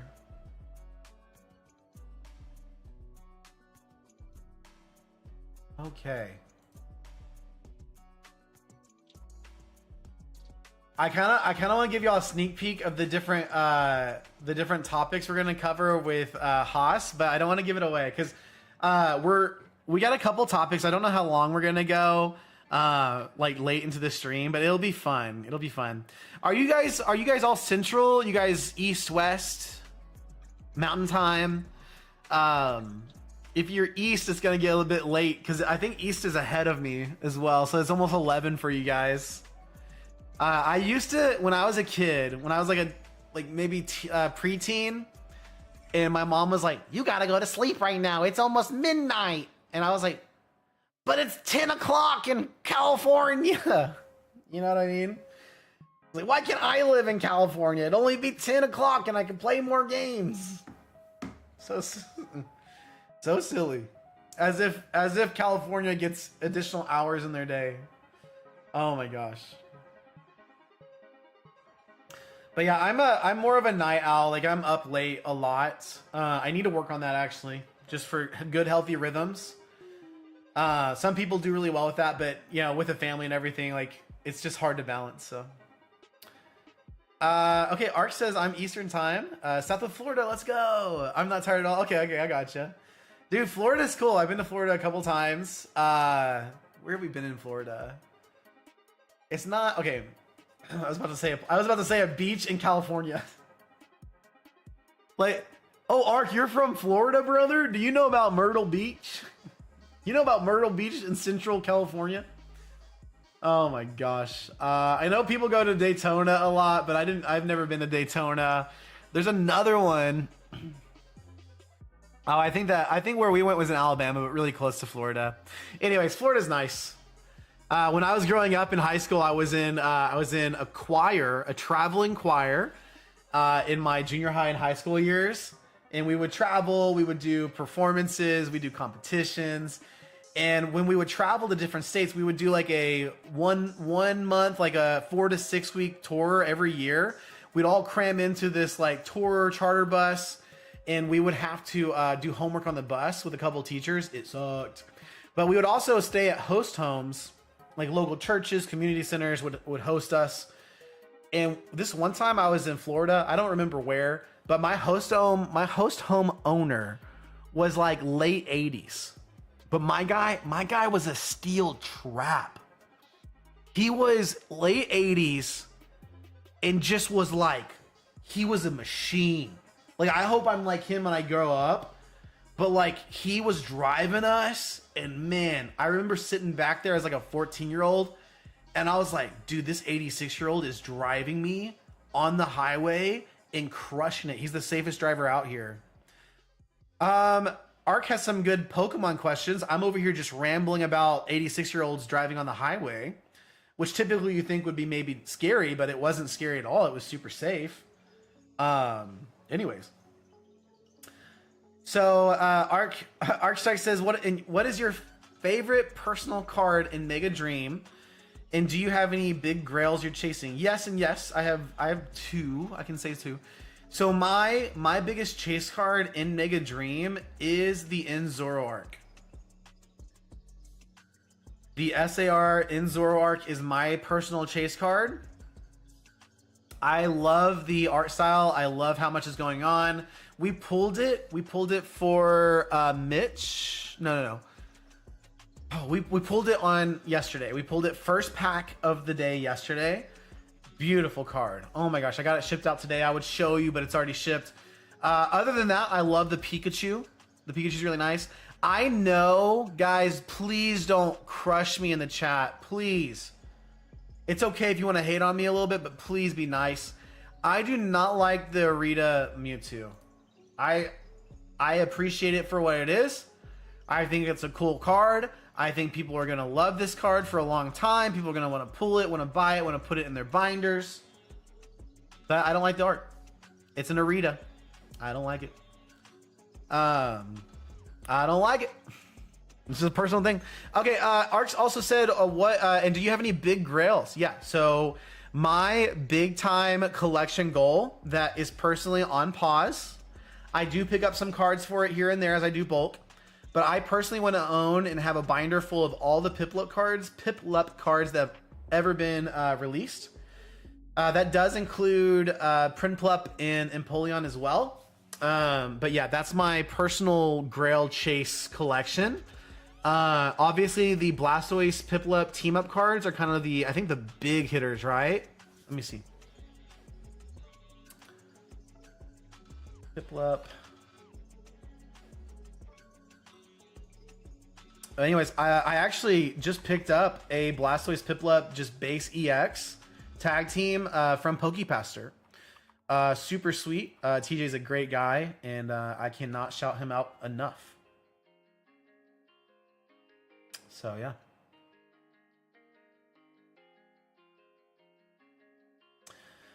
But yeah, I got the Blastoise Piplup GX, sorry. That one's super cool. And then I've picked up some of the bulk Piplups and stuff along the way. I also really silly of me, but I bought 50 Piplup ARs as well. Honestly, like if I was serious about this collection goal, I would buy them. I would buy all these cards now. I'm just like, these cards are just gonna go up. The Cosmic Eclipse, alternate art. Like, this is such a rare window to buy. Like, but I can't do it. It's not time. But yeah, that's my goal. Same in Zoroark. Oh wait. Arkstyle says, yeah, I grew up in Wisconsin and moved here about 10 years ago. It was a big change for sure, but now I get cold when it's 50. You know what it's like, bro. I live in Texas. Same here. I've never lived and survived a winter somewhere where it's cold.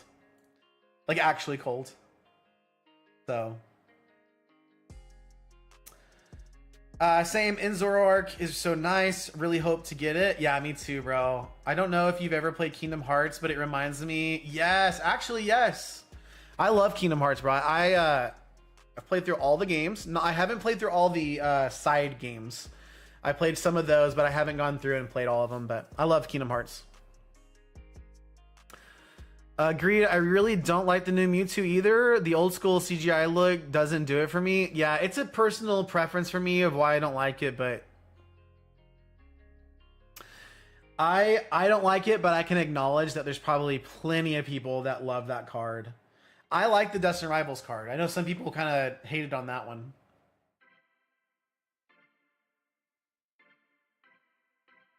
Some people. Somebody once told me though. I don't know why I did that. Oscar, that's awesome. I don't have a goal like that for now, but if I did, it would be for Lugia. And yeah, Lugia would be so expensive, bro. I'm lucky that my favorite Pokemon is Piplup. Oscar says, what's your favorite Pokemon type? I've always loved the pseudo legendary Pokemon type. That's so cool. Yeah, I'm basically just a water Pokemon shill for the most part. For the most part, my favorite Gen 1 Pokemon is actually Scyther. I did start Squirtle though in the games. Squirtle was my starter of choice. But yeah, Scyther was always my favorite. I've always been a fan of like Samurai. So like the Bisharp line and everything, like those are really cool to me too. But yeah, I would probably say water. The pseudo legendary Pokemon. Dude, that's such like a niche thing, Oscar. Give me some of your favorite Pokemon. Let me know them. Also, we're about 30 minutes to our chat with Haas. Haas may reach out to us before that, and I need to keep my notifications on as well.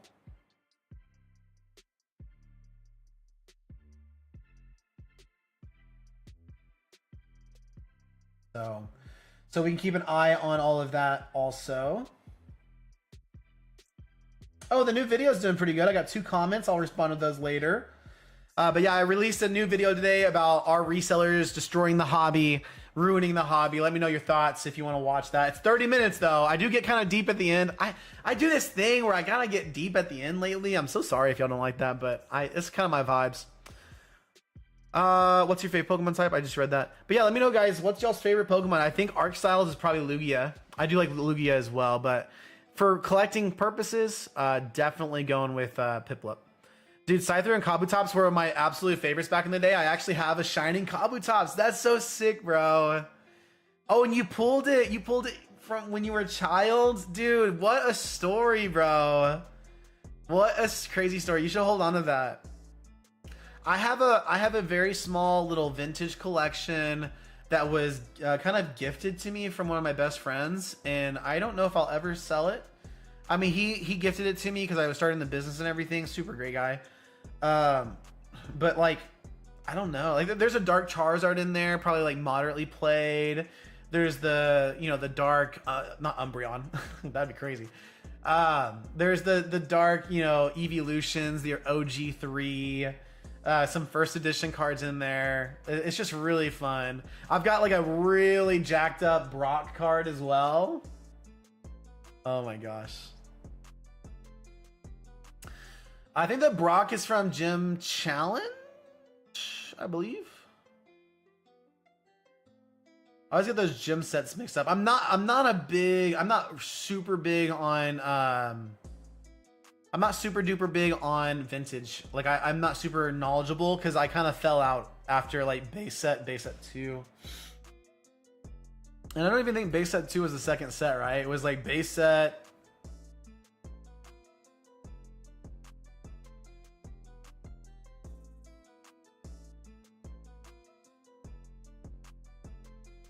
Let's see. So yeah, base set into jungle, fossil. I probably fell off around fossil into base set 2. I think that's whenever right at the turn of the century. Maybe a little bit past that, but I kind of actually share my childhood story in my latest video at the end, if you guys want to hear about that. I had a friend of mine, his name was Caleb. He had 2 other brothers. We'd all play together. My brother would come over and play, but they lived with their dad. Their dad was super great and super nice guy, but their dad was like super hip on video games and collectibles, and they got to rip packs and build binders. And I remember their dad talking about the cards and their values and how it's a collectible. You should hold on to it. You should take good care of your binders. And they had an entire set of like, I believe first edition base. I don't know. We kind of fell out of communication later on in life, so I don't know where they ended up or anything. But like, I just look back at that and I'm like, wow, what a cool dad. What a cool dad. All the way back in the 1990s, acknowledging like, hey, this is a big deal. These collectible cards, these Pokemon that you love, like you should take care of them. You know, like that's so cool. Anyways, I'm getting kind of sad. Ark says, yeah, I found my childhood cards in January, flipped through them with your daughter, and she got really interested. That's so cool. And here I am 10 months later, way down the Pokemon rabbit hole. That's how it happens, bro. That's how it happens. Arc Strike says, my most iconic card I have is a Hollow Dark Charizard. Sheesh. Mine is non-hollow. It's definitely in moderately play condition because I didn't take the best care of my cards. Dude, that's so sick. That is so sick. Dude, the vintage cards and everything are so cool. I mean, I don't know. Like, obviously, like when you grow, like as I grow in the business, as I grow in Pokemon, will I ever focus on vintage? Maybe. It just depends, you know. But right now, that's not my primary focus. And in fact, collecting is not my primary focus, you know, 100%. But I do have these little side quest collection goals that I'll kind of pick up a card here and there. I do also collect some Cosmo Hollows, mostly of like starter Pokemon, earlier generations, and then I also collect Hollow Energies. I love Hollow Energies. It's kind of a problem. I don't even know if collecting Hollow Energies is even a smart play.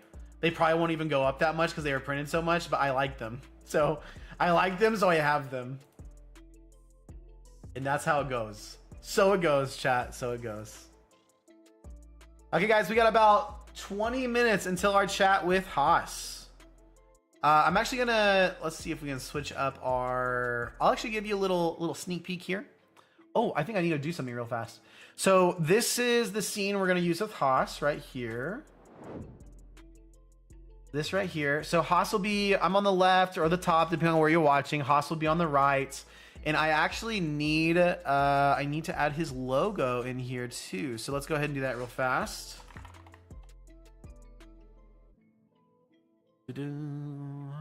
Yeah, I personally didn't get to open a ton of packs growing up, but I loved Pokemon. So much fun. The 151 and Black Bolt White,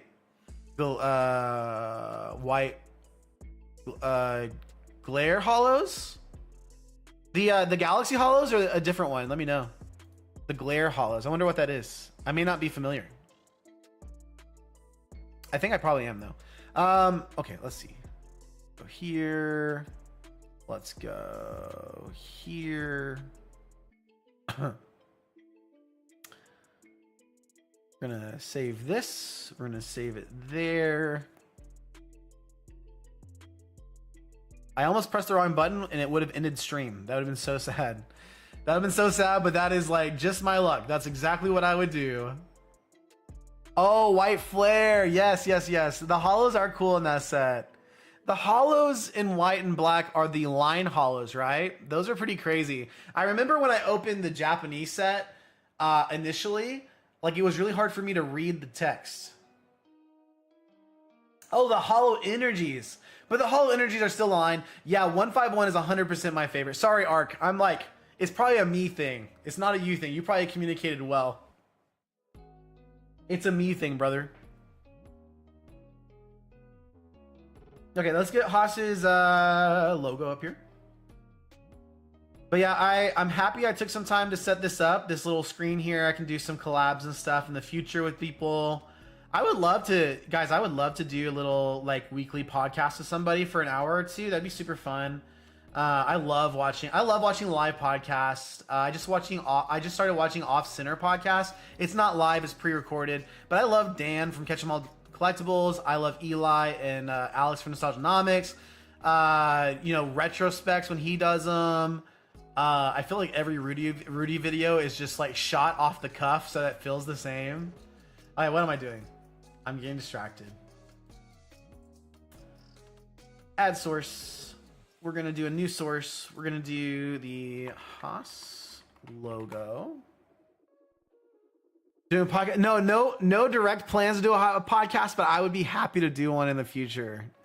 It'd have to just be the right timing, the right people. All the stars would have to be aligned, you know. But yeah, I would love to do that. There's some really cool people in the hobby. But maybe, I mean, using these weekend streams to do something like this is kind of a cool idea too. Add source, browse. Where did that go?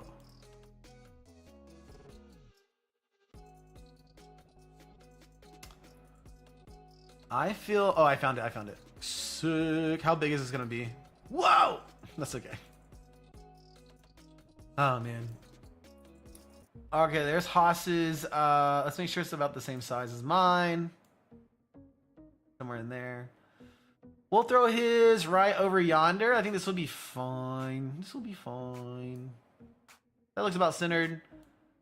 His camera's gonna be right there, so we'll pull it in a little bit. Dude, that looks good to me. Just a little bit. Maybe I'll catch up to your size and you'll see my value. But keep me in mind, I have done pod stream. Yeah, dude, it sounds like you've done a lot of stuff, Sober. Dude, I'm not overly concerned. I'm not overly concerned with people's size of their channels and stuff. So yeah, that like your following and everything does not dictate whether or not I'll collab.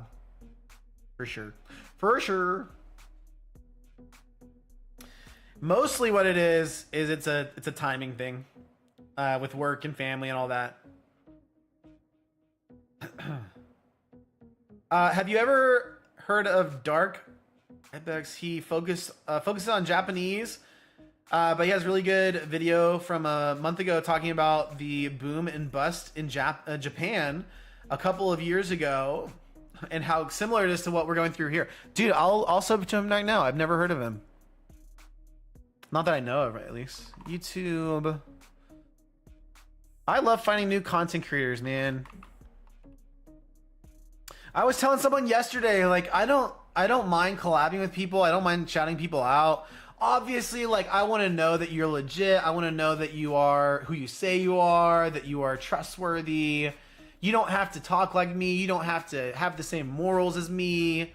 All that kind of stuff. Like, none of that stuff is the most important to me, but I will say, just as long as the vibes are right, if that makes sense. Captain Jules, same here. I like finding new creators. Oh, Captain's over on Twitch. Dude, Captain, thanks for hanging out with us. We are multi-streaming on Twitch, YouTube, and Instagram. I like finding new creators, and I want them to create new and entertaining videos. Yes, it's honestly, content creation is all about entertainment. It's all about adding value. Entertainment is value, all that good kind of stuff.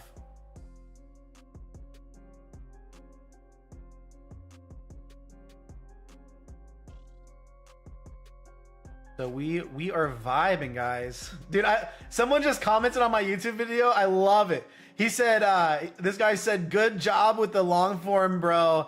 It's happening like Innie said it would. Parasocial relationship has been started between you and me. Oh, dude, that's so funny. Innie is right there. He is totally correct. So funny, though. I just got an Instagram.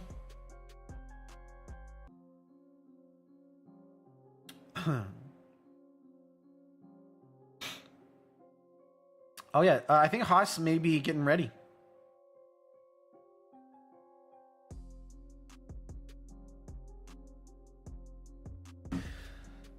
Yeah, Captain, who are some of your favorite content creators? Captain says, by the way, did I miss the rips? We opened a box of Mega Dream tonight, and we opened some Destin Rivals and some other newer sets, English. But yeah, let me I can switch this over here. It looks like my camera's about to die too. But yeah, we still have boxes available. But actually, Captain, I'm about to transition to transition to this scene right here, so that I can chat it up with Haas Games and Cards. He's another content creator in the space. I like his content. So we're gonna chop it up about the market and everything as well. So should be good. Heck yeah! As of now, my favorite Pokemon YouTubers are Pokey and Ian Nostalgianomics. Let's go! Dude, I love both of those guys, Brian and Alex, bro. Brian and Alex. I like to give both of them a hard time. I will do drama content. I will put them in my thumbnails on YouTube. Brian actually has commented back to some of my videos. Nostalgianomics doesn't. I don't think Alex reads comments and stays up to date on a lot of Poke drama. And that's probably a personal decision from him, and I totally respect it. But Pokey and I love kind of poking fun at those guys. But I've learned so much from them. They are great content creators. Why do I love poking fun at them? I don't know. Nostalgianomics had a drama phase. He went through a hardcore, super in the dirt with drama, and I loved that Nostalgianomics. Oh my gosh. But he just recently released a video about how he's trying not to burn bridges and collab with people and stuff like that. So, Ark says some of my favorite smaller creators in this space are Henry's Poke Corner. I know Henry. I don't know him, but I know of Henry Poke Corner. Jodo Jake. I love Jodo Jake and Earns. Oh, you said Earn. You said Earn. Yeah, Earn and Jodo's their podcast is so good. It is so well. I don't know if Jodo, Jake, or Earn set it up, but they do a good job with their podcast. And then Mimic Brew, dude. I am subscribed to Mimic Brew, and I haven't watched Mimic Brew videos in a couple months. I don't know why. It's the algorithm is not giving me. The algo is not giving me Mimic Brew videos, so maybe I just need to look that up. I also recently started watching more Cool Trainer Ryan and PokeRev videos, Poke Vaults. And when I first got into the hobby, I would watch PokeRev and PokeVault a lot. I knew about Cool Trainer Ryan, but I didn't know, I didn't watch him a ton. But yeah. Everyone clowns on all, dude, I know, dude. Poor Alex. He's a good guy though. He's a good guy. No hate at all. Okay, let's turn off the music. We're gonna go ahead and start chatting with Haas soon. I will keep an eye on chat, guys. If you have any questions for the two of us, let us know. We're gonna chat for about an hour. We got a couple topics and everything, so.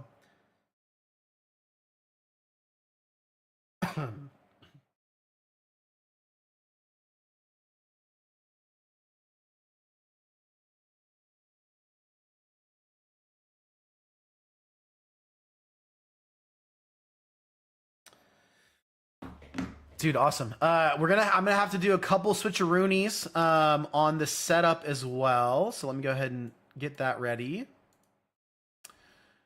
I have to do this crazy thing where I call him as well on Discord. It's kind of a weird setup because it's my fault. It's because of my mic and everything.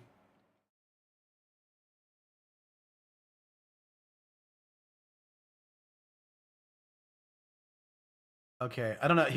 He's gonna let me know. So there's a little setup. Most of Mimic Brew's videos have been about the latest hot cards, but he just had a video going over his SV Master Set. That's crazy. That's cool.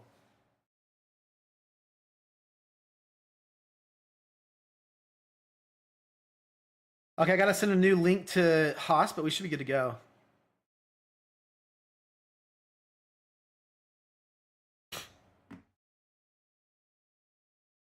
Okay, so let me go ahead and copy this. We're gonna send this over to Haas. Guys, if you don't subscribe to Haas, I'm about to introduce him and everything, but you should definitely go over there and give him a follow, a subscribe. He's doing a giveaway in December as well. I think in December, or if it's a subscriber goal, I'm not sure.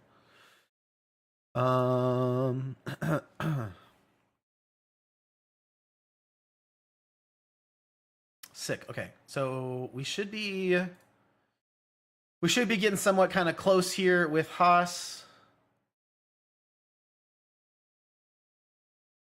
So guys, not trying to do ASMR here. I'm like video capture. Sorry guys. Just trying to think through things. I'm cracking down different creators. I'm cracking down different creators within this Pokemon space, trying to see who are drifting the hobby to arts, crafts, and food. Interesting, bro. The arts is a big conversation right now. It's definitely a big one. Also, I don't use this mic, so.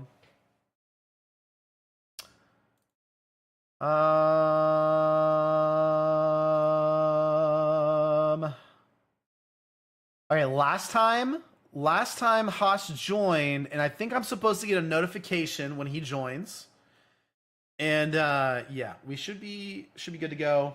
Haas, I'm so sorry for the double audio. If you're hearing me right now, Flab cam. It says 0 out of 11. Okay, we'll give him some time. We'll give him some time. And then I have our little agenda here for our meeting, which will be fun. Oh, I think he joined. Okay, let's see. Oh, never mind. False alarm. False alarm. Guys, thanks for hanging out tonight. I appreciate it. We had some great riffs tonight. Great conversation as well. And I think that y'all are gonna really jam with the conversation we're about to have as well. Some hot takes. Haas wants to talk about some of my recent hot takes. You guys might cancel me after you hear them. You might cancel me. Oh no. Let's see if the link works. Yeah, the Pokemon art is definitely a big wave right now.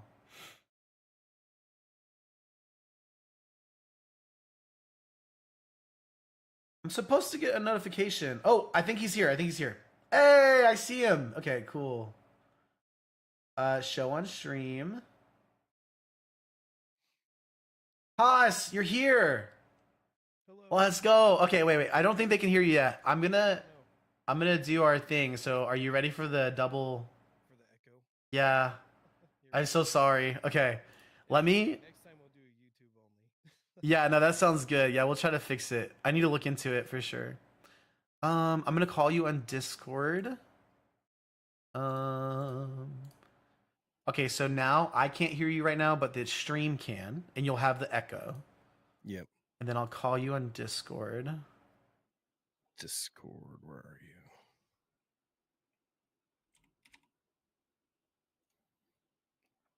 Guys, if you're watching, let us know how the volume sounds. Am I a lot louder than Haas? Is Haas's voice at a good level, all that kind of stuff? It is definitely my first time doing it. Yeah, first live. I still can't hear you. I did call you though on Discord. I don't know if that's coming through. I guess it'd help if I. Yo, Nick's back. He says, "Looks like I'm just." Yeah, you're right in time, bro. You're right in time. All right. Oh, sweet. So I think that did it. I was told that my guest is slightly lower than I am. So what I'm gonna do is lower my voice. Chat. Check. Haas, you want to check the mic? Checking. Are we here? Drop a bar. Is that better, guys? Should I drop it even more? We can hear him. Perfect. Zach's in the chat. Nick's in the chat. Ark's in the chat. Oh, the captain says perfect. Let us know, guys, if anything needs to change. Haas, we have a weird setup because of it's a Wave 3 microphone that I'm using, and it's causing problems. So it's all Haas, good. We'll figure it out. Well, guys, we are live on Instagram, YouTube, and Twitch. We're hanging out with about 7 people right now, Haas. I wanted to introduce you and your channel, shout you out. Haas is awesome. One of the first content creators I found on YouTube outside of the main, Nostalgianomics, PokeNE, PokeRev. You're one of the first guys I saw. I think you were doing some kind of investigative video series on I don't know if it was scammers or something. And I just loved the content, and you were super nice to respond to me in the comments and everything. So shouting out your sleeve tattoo, which looks absolutely sick. And is there anything that you want to say? Like, tell us about your business. Kind of what do you do in the space? What are some of your goals? Let's see. I'm trying to get my YouTube to go. I think I did it. Haas is also going live on YouTube, guys. If y'all want to hop over to his channel. Yeah. And, first of all, RarTCG. On my end, you guys need to follow him. Super cool guy. Super cool guy. We kind of found each other when I kind of started into all this, and he's just awesome. He's just cool. He's one of the first people that I started watching outside of the big mainstream guys too. And realistically, he kind of drove me to start getting way heavier into YouTube and social media stuff in the first place. So that's sweet. He's more inspiring than I am by far, and way more articulate. I love it. I probably just have more practice. I think that's probably what it is. I've just maybe done it a little bit longer. No, I just Um, talk like a ogre essentially. no, But dude. that's Um, why we're always like, "Hey guys, Haas with Haas games and cards. Hope you're all doing awesome because you all deserve it." The classic intro. yes, it's awesome. And I you are I the always look bulk forward to it, king. It's dude. amazing. I could not do it. That is high praise because there's some crazy bulk people out there. But yeah, bulk has been awesome for me, man. That would be a good topic for us to cover one day too, because the uh, the time investment it takes to put into bulk is a lot. It takes a Oh, lot I'm of sure. time, but there's this there's this loop of like knowing that I'm turning cards I bought at 1 penny into Oh, 6 pennies, 10, 20, 50 cents. It's like crazy. So if you just look at the profit percentage, it's bonkers. You know what I yeah. mean? Huge Um, like multiplication on it. yeah, but I think it's a great way for people to get their toes into the selling space. But it's hard. It's hard, Yeah. and I think people could probably burn out or realize real fast that's not for me. But so you have a cool story. So you actually have distribution. Hmm. You sell a lot locally as well. You're really connected, it seems, locally and everything. Vending. Tell us a little bit about that. How'd you get distribution, all that kind of stuff? I'll try to keep it a bridge. It's pretty long. But so HosGamesandCards.com, that's my website. But essentially, um I don't know how deep you want me to get, but I came in around when Obsidian Flames existed. That's what kind of pulled me back into the hobby. I'm like, oh, that's a really cool Charizard set. And 151 was coming up. I'm like, ooh, that's exciting. It really sucked me back in. I bought, and this is how I started with pretty much zero into it, but I bought two display cases of booster bundles for 151 when it came out. Sold one, ripped the other for fun, and it paid it off. And I was just like, huh, I think we can make something of this. So that's when I started. And I know you made that video after Pokiani talked about his stuff of as far as like rushing the LLC. And I like your points. And I think nowadays probably rushing the LLC definitely not a priority because it's so hard to get distribution right now. And we can talk about how crazy that is nowadays. But so basically I rushed an LLC, started ripping shipping on Whatnot, which I don't like ripping shipping on Whatnot, but had to start it to get some sales data, presented it to distro. They said, hey, go buy like $4,000 to $6,000 worth of stuff in 4 months, and then we'll let you have allocations. That's So I just bought crazy. all the junk they didn't want, which back then is not junk now. That's I probably mean, true. Yeah. it's yeah, like all the lunch boxes and Silver Tempest ETBs for $25 and Ooh, Lost dang. Origin. They're just like, this is trash. If you help us move it, we'll help you. And that's kind of how we jumped into that. And now we do card shows, we do our website. I'd love to get back to doing rip and ships on like YouTube and not Whatnot because I just find Whatnot so disgusting. Yeah, the But the negative stories really, I don't know. It makes me kind of pause to jump on board there too. yeah, but my goals with the whole thing isn't even really to make money per se. It's to pay for the allocations I keep so I can keep it towards my sealed collection and have it paid off, not be in debt. But I think eventually we'll be able to scale to a point to where we do make money on top of that too. And I think we do right now, especially with Japanese stuff, since that's not part of my English spend. Yeah. But there's so much. I mean, it's so hard to get English stuff in the first place. And you'll get your first small allocation of whatever set comes out. And then after that, distro just has nothing. There's just nothing on the websites. And then you have to wait. Sometimes they'll be like, oh, you can buy a case of something for market, and you can only buy one case per week, and it goes away after a week. So That's tough. Yeah. it's crazy, but I love doing Dang. it. And I think my goals are to more move into social media. I think that's way more important than trying to do anything else right now. But I want to still do that to help drive the business. And what else? out of state card shows. I want to work on that. Yeah. I'm thinking about doing card party Oh, really? in That's cool. California, but it's Ooh. so expensive. Yeah, It's no like joke. $800 for 2 tables, then lodging, driving. Yeah, I don't know. Yeah, We'll and I see. think Brian mentioned that as well. Just like being careful about jumping too deep into these like big name shows and stuff. Being careful about your spend and making sure you stay profitable. I think It's I crazy. think I'd have to look at it as more of like a vacation Sure, for that's sure. true. That's true. Yeah, Do you not a profit thing. you don't sell on TCG Player, right? Like how much would you No, say? How much do you sell something like singles right now? only at card shows.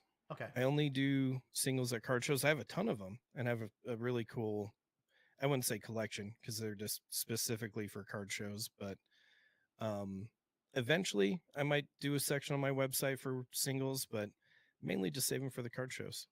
Yeah, that's so sweet. Yeah, I feel like we're kind of opposites in our approaches a little bit. It's outside of Japanese probably.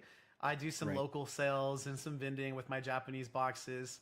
I want to do more vending in 2026 as well. I've had so much fun making connections locally, and then just Oh, being there's able my like, wife. oh hello, it's so cool to see like kids and families run up to your booth, buy Yeah. a box of something like shiny treasure. And at one of my first vending shows, the son of the family was like ripping through the packs. He really wanted the bubble mew, and he hit it in his last pack. Oh And wow. he screamed in the LGS, and it was so hype. But those are the kind of moments and memories that I think are super sweet and unique about like selling Pokemon. Like it brings so much joy to people. I'd agree with that. Sometimes, most of the There's time. so many layers to this. And it's like you have your online business where there's very little personable space on that, other than emails. And Yeah, then you have your card shows where, I mean, I have like a stack of free cards right here that I have a card show tomorrow, but I'm just like, oh, cool. Free cards ready to go for the kids, that's sweet. stickers and stuff like that. And when I'm working, I go out in the community and I give crap out to boo or two. But yeah, I don't know. There's just so much I want to accomplish, especially with this Pokemon card treasure hunt thing Oh yeah, that that looks I cool. I saw started. your videos. Yeah, I'm gonna get that like all over the United States. I'm excited for that. That's super sweet. If there's anything I can do to help, like just loop me in. We can maybe try to collab there. We'll talk about it offline maybe. Yeah, for sure. Um, What are well, you I trying know. to accomplish nowadays? Oh yeah. So basically, I'm just trying. I'm just trying to keep my head down and kind of grind on the things that I know that are working for my business.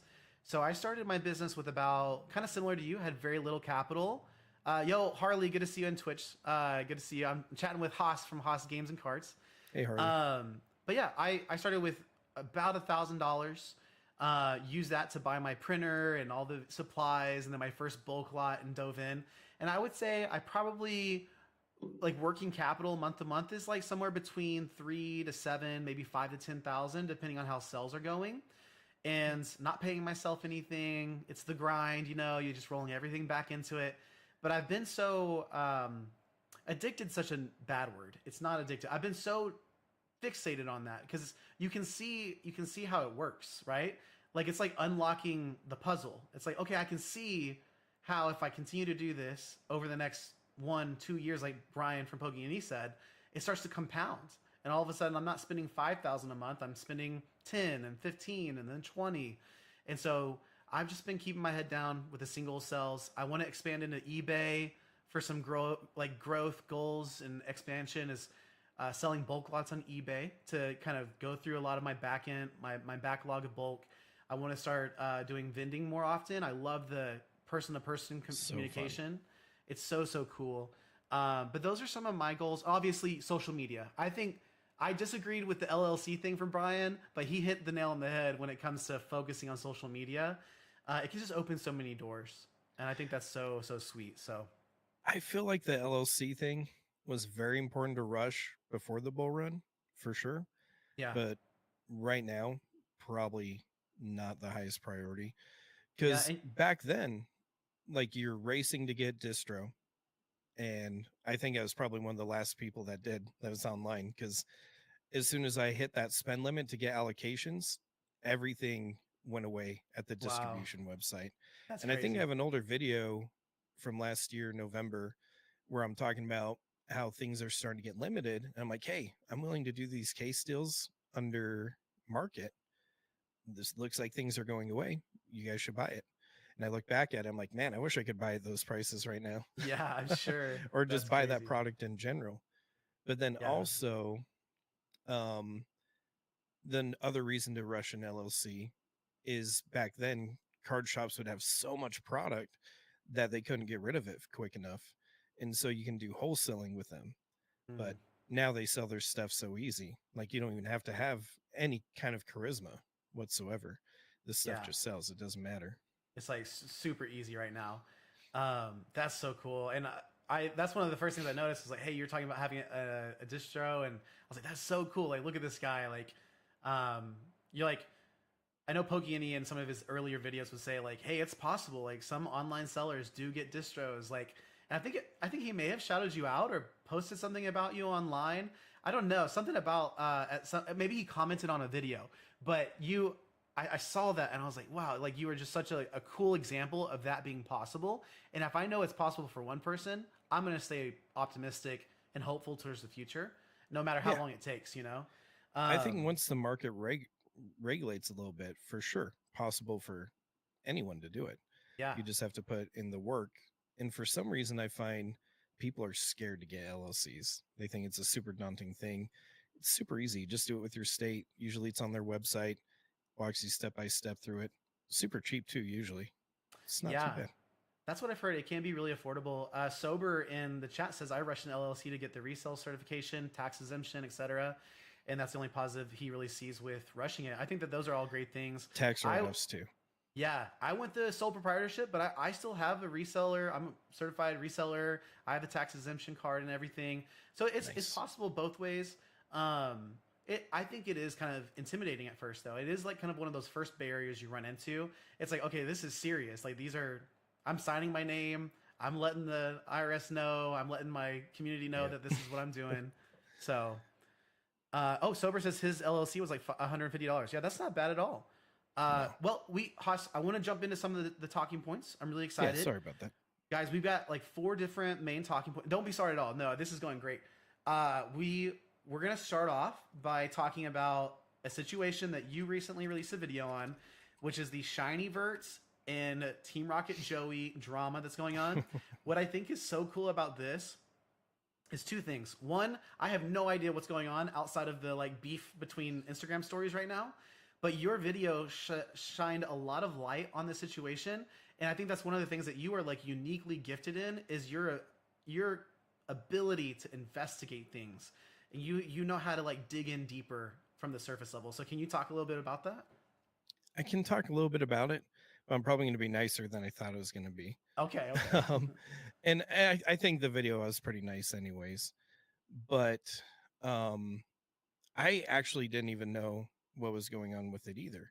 I just I was actually making a different video for Friday, and I had it all scheduled up. I was about to go to bed, and then I see this drama just like unfolding, and I didn't even see the stories. I didn't even know it was on stories yet. I just saw Shiny Vert's video, and I'm like, crap, I got to delay Friday's video.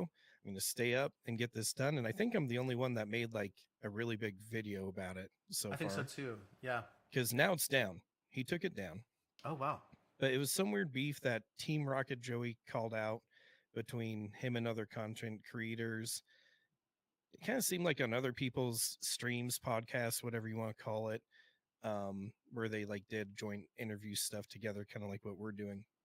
It seemed like he was kind of being like weird and inappropriate, and people are just kind of getting tired of him in a way. Yeah. And then he tries to flex on Team Rocket Joey, which is the worst thing you can do. You do not want to mess with Team Rocket Joey. I don't know Yeah. if he's just way too smart. He is super Way smart. too smart. That's The best rage baiter. Exactly. That's like with the persona and the character that he's built up with TRJ. I talk about this in my videos sometimes. I don't know if I communicate it as well as I want to, but content creators own the narrative. Like you and I, we own the narrative of our channel. Yep. And we build the narrative in such a way a lot of times that we can't be wrong. we build up our arguments in such a way. For example, I like to say, hey, I think that reprints are coming, but I don't know when they're going to happen. So for me, what I just did is I made a An statement, and then escape. I made sure I can never be wrong, right? Even Yep. if they come I do two that all years the from time now. too. Yeah, yeah. And I think that Joey does that in his videos. And for anybody to bite, if they take the bait, they're walking in. They're walking It's a into a trap. hard situation. It's a So trap. yeah, And one thing that I think a lot of people miss about Team Rocket Joey when he's delivering what he thinks is going to happen, a lot of the time he's just talking about like short-term stuff that's happening now. A lot of a lot of people are like, no, it's going to go up and it'll gain more value. He's just talking about kind of more the immediate. He doesn't really talk about what happens the 5 to 10 years, and yeah, that's kind of mainly what he focuses on. So anyway, yeah. Shiny just goes off throwing cards and calling out Team Rocket Joey in the Instagram stories. And I talked to Team Rocket Joey about it a little bit too. And I don't want to, I don't know if I can talk about our That's okay. conversation too Yeah, much, yeah. but um, yeah, it was funny because he's flexing his car. He's like, Team Rocket Joey, look how much money I got. Look at this car. Look at my motorcycle. And the funny thing is I'm pretty sure his license is suspended right now too. Oof, that's a rough And one. so, and then he was making comments about how, about after ripping $210, or he's doing his giveaway for Christmas, and he's going to rip about $210 worth of stuff. And he's like, oh man, I'm going to go broke doing this. And it's like, you just flexed your cars, but then you said, this is too much. It's like, Yeah, should you yeah. have those cars? And without really knowing what was going on, I just kind of wanted to make a video to probe, to have other people interact and comment and give their take on it. And it just snowballed into this huge thing where basically he ended up taking his video down overall. Oh, Yeah. And so he actually commented on my video today. And this is why I'm going to be probably a little bit more respectful. And I was respectful in the video. I try to give criticism in the nicest way possible. sure, sure. But in the video, in the comments, he said flexing was stupid as F. You gave a pretty solid take. I delete the vid because I was idiotic and not that person, or I'm not that person. Sure. Love you, bro. Yeah. And I was like, you know what? I told him, I was like, huge respect. It's hard to take criticism, feedback, and opinions and internalize it and be okay with it and move on. So good for him. Yeah, That that's was huge. actually that was actually huge of him. Gave him that shout out. I would have kept the video up. It's free views, free That's views, free true. money. And I told him True. that too. But that's the thing though, is if you put your opinion, your beef, or whatever it is online, everybody's going to see it and everyone's going to have a thing to say about it. Yeah. And that's one of the like it's kind of an exercise. Like I used to hear this. I used to work in ministry. I used to be a pastor, work at churches. Now I work in tech. Nice. But one of the things we would always say in ministry, and especially to people like volunteering at a church or stepping into some kind of leadership, we would always like just kind of let them know, like, hey, it's really, really important in life that you always have a soft heart, but you need to have thick skin. You need Mm-hmm. to have a heart that's open enough to love and care for all people, but you need to have some thick skin because people are going to get upset, people are going to get mad, people are going to get emotionally charged, and when that happens, our response to that, if we respond in the same way, that could just ignite a whole firestorm. You know what I mean? So I've Right. taken that with me from that experience. I try to relay that to every area of my life. Is I want that soft heart and thick skin, but we're not getting all religious and everything, but just No, want to throw that that's out just there. practical, good human stuff. Yeah, yeah. One thing I think that's awesome. I didn't realize the updates with him taking down the video and him commenting. I think that's such a display of being self-aware and really Yep. mature, I think all of us respond emotionally sometimes. We get charged up, we get hyped up we get gassed up on ourselves. And I don't know Shiny's story. Like I haven't followed him from, his start or anything on social, but he's been around a long, long time, and he's had a lot of different arcs in his character and who he's been. And just from the outside looking in, I think that's encouraging. But I agree he should have left the video up. I think that he didn't have to take it down. So Sometimes bad press is good press, especially when you're sure, monetized. Why not? yeah. No, But I don't know. It almost feels like he's struggling and he's just trying to portray himself one way. I hope whatever is happening, he can get some help with it for sure. yeah, It's a rough thing, I'm sure, whatever's going on. yeah. Um, I feel more bad for him than anything. One of I know Team Rocket Joey. Joey definitely went in on him on the stories and the responses. But one thing I noticed is like Joey straight up said I've been a Shiny Vert fan. I've been one of your fans. Yep. And I think that's maybe I don't want to speak for Joey. Maybe we could he'd speak on it himself someday. But that's got to be something that you kind of wrestle with too. Is do you ever want to really meet your heroes? You know what I mean? Like that's always something I think And about. become disillusioned. That's a rough Yeah. thing for sure. Because at the end of the day, we're all human. So, cool. No, thank you so much for the update. That's so cool. Like I was just following it from the outside Instagram story versions, and it's awesome. Actually, Go ahead. Sorry. No, you're I was good. going to say, I actually really like investigative stuff, and I'm kind of surprised I haven't done more. We'll have to talk about it another night, but Yeah. um, did you ever see my video about that whatnot streamer that slapped his kid? Oh, I did. I did watch that. Yes. That was wild. Yeah, Oh my it gosh. was wild. And I did like so much research into that. I ended up finding what state he lived in and all this other stuff. I called Wow. DCFS and they went out there. But I love doing investigative stuff. It's fun. Yeah. No, you're like uniquely gifted and talented in that way. That's awesome. It's so cool. Well, we'll go ahead and shift over to our next conversation. Arc Strike in chat also mentioned that Shiny Vert used to be on the Trainer Gallery podcast. That was a really big podcast back in the day. Oh, I think it still is. Sorry guys, no shade.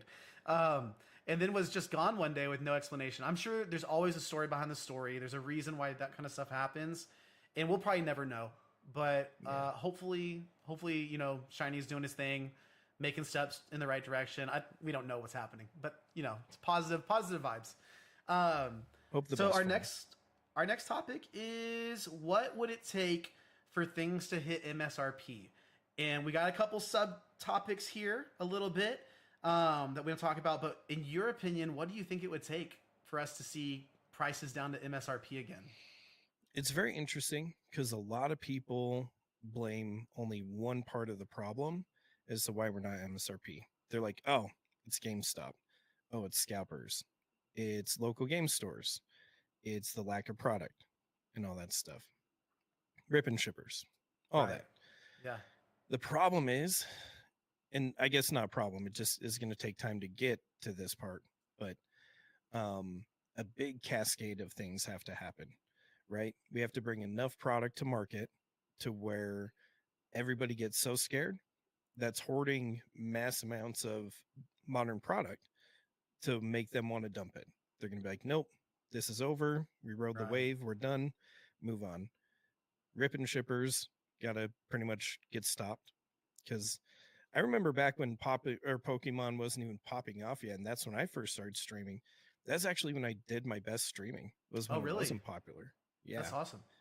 that's probably when I made the most. Ironically, it's weird That's because there's crazy. less streamers. But yeah. So streaming's got a lesson, and stores once they're fully stocked, and once I can just order stuff anytime I want from distro, I know we'll be there. But Yeah. right now, other than release product and then the random trickle of one case per week, and then it's gone at market price, like then we won't be there till that's gone. But Yeah. that's the thing is all the reprints that have happened have been done really close to market price for distro. It's kind of crazy.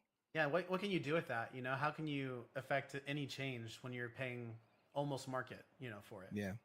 And that's when I know market price might bump up a little bit too, is because a new release comes through that I can pre-order or a restock and it's almost at market. I'm like, well, card shops can't sell it, except for above market now. So probably going to go up. Yeah, absolutely. I've seen that in my local LGS too. They typically try to keep prices on the lower side of market, Yep. close, not quite at MSRP, still elevated, but there's certain items that come through. I think anytime I see not so much Prismatic anymore, I think they've put a little bit more product out there recently, but definitely Paldean Fates. I think there was like a sticker, tech sticker kind of restock Yeah, or something that happened. And with my my LGS. distro for 2 weeks, Oh, you really? could order a case of it, um, one case per week, and then it was gone after 2 weeks. Yeah. And was it the same for you? My LGS owner said it was like expensive. It was like basically at market, like you're saying. There was Yeah, no it was wiggle pretty room. expensive. Yeah. For me, I am just a reseller. I sell on TCG Player. I stream. I make YouTube videos. I am not connected with distros. I just want to give little caveats, right? So I'm gonna pop off. And I'm gonna say some hot takes, and Hell just yeah, take it with do a it. grain of salt. Everything I say, guys. But this is my vibes. This is how I feel. And before we dive into my take, I'm gonna read. Guys, you can comment your thoughts down in the comments section below, uh, and I will read it out loud as we have time. Arc Strike says, in my opinion, to get to MSRP, Pokemon just has to print a good amount of booster boxes of at least 5 or 6 sets to get people to back off a little bit and get price packs back down. Ironically, I think GameStop is helping the situation by taking away another avenue that scalpers used to use. Walmart limiting packs has also helped as well. I really like that take. I think that kind of transitions into my thoughts a little bit too. For the last month or two, I've been saying I think the Pokemon hobby and market is on thin ice because all it takes right now is for Pokemon to reprint the right products, and I think we see big shifts in the market. And I think that's the booster box. Because I think that we've been calling Pokemon's bluff for about 12 months. Pokemon does not print booster boxes. I hear that all the time from friend groups, YouTubers. You know, they always say like, "Hey, buy your booster box right at release, pre-release. Those are going to be the cheapest you find booster boxes." I posted a video kind of calling out Twice Baked Jake because he said buying Mega Evolutions at 300 per box was a good buy, and I just wanted to remember that moment forever.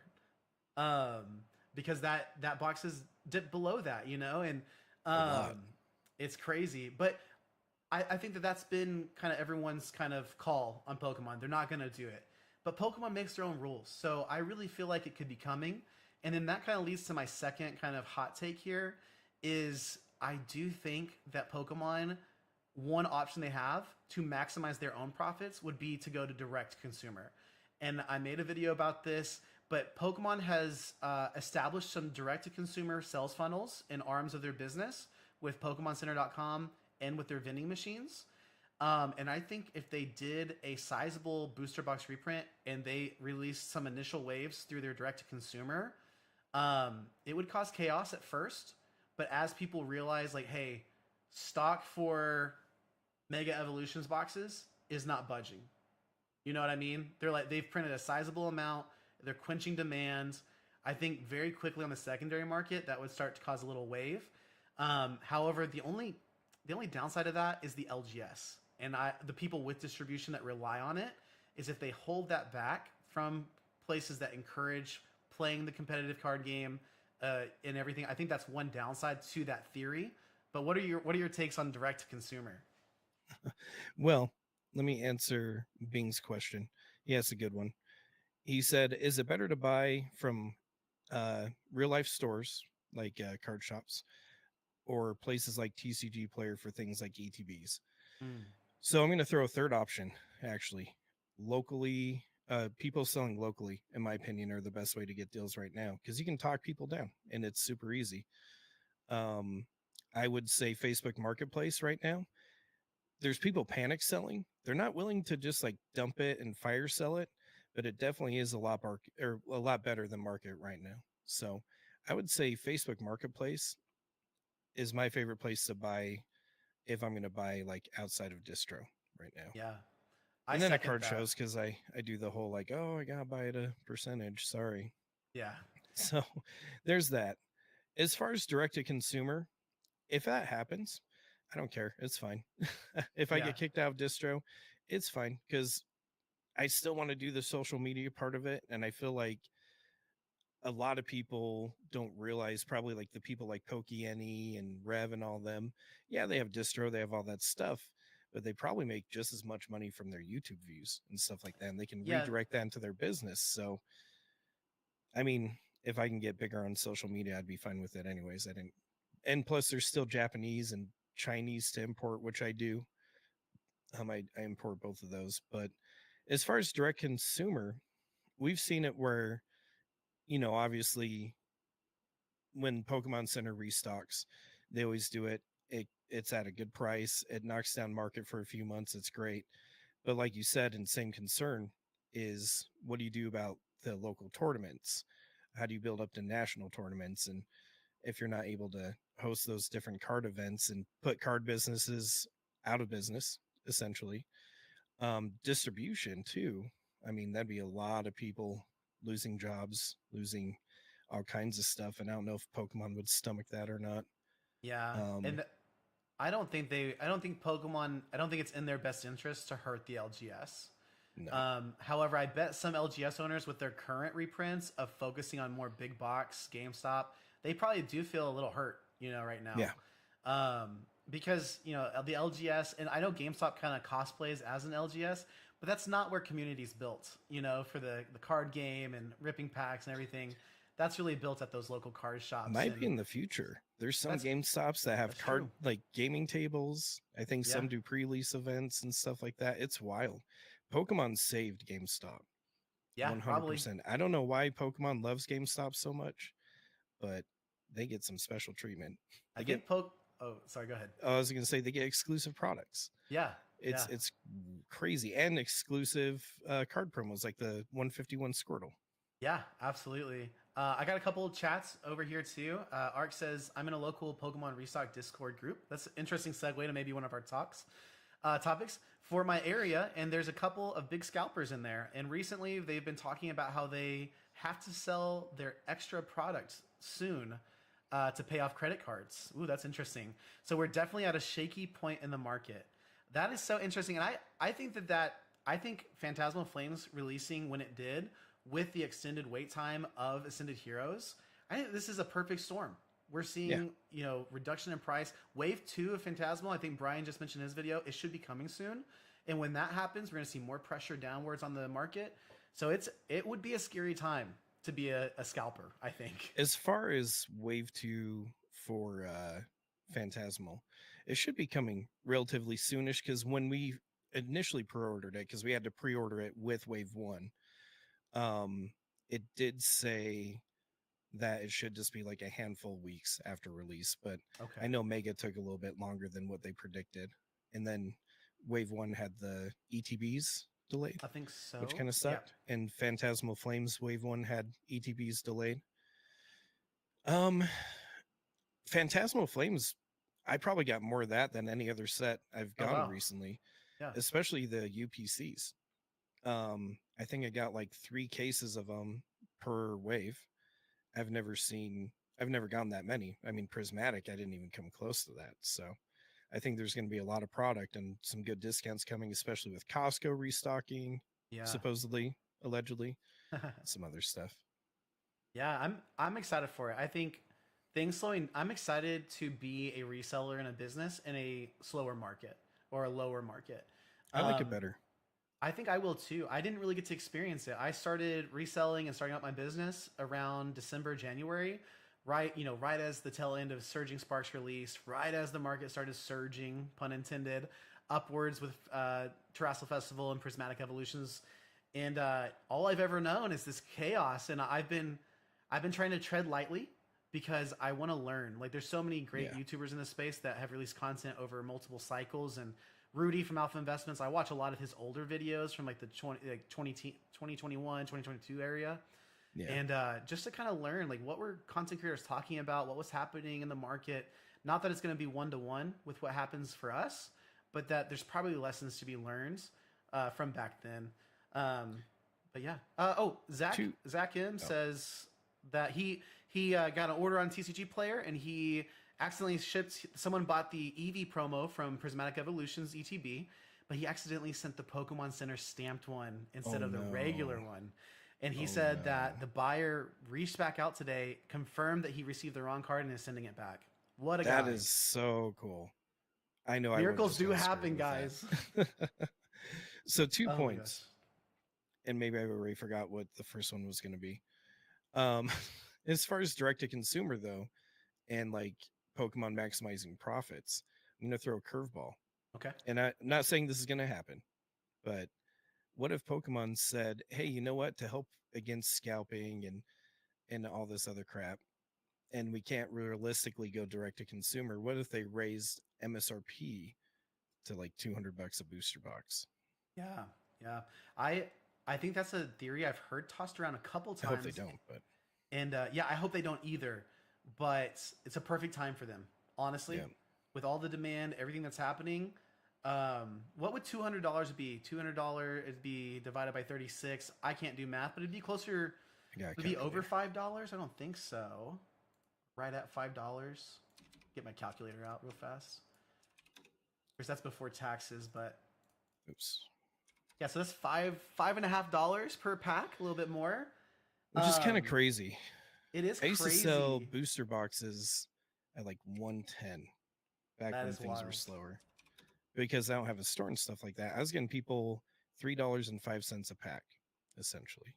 Yeah, yeah, Um, but during that time, kind of talking about direct to consumer and heat waves and slow times and stuff like that, online, nobody wanted to buy stuff. Even though things were super cheap and I'd whip out cases for way cheap, nobody wanted it. But my yeah, rip and ships were busy as they've ever been because that's when a lot of the other crappy, scummier streamers are kind of gone. And so you get more attention. yeah. And locally, I was selling the cases like crazy.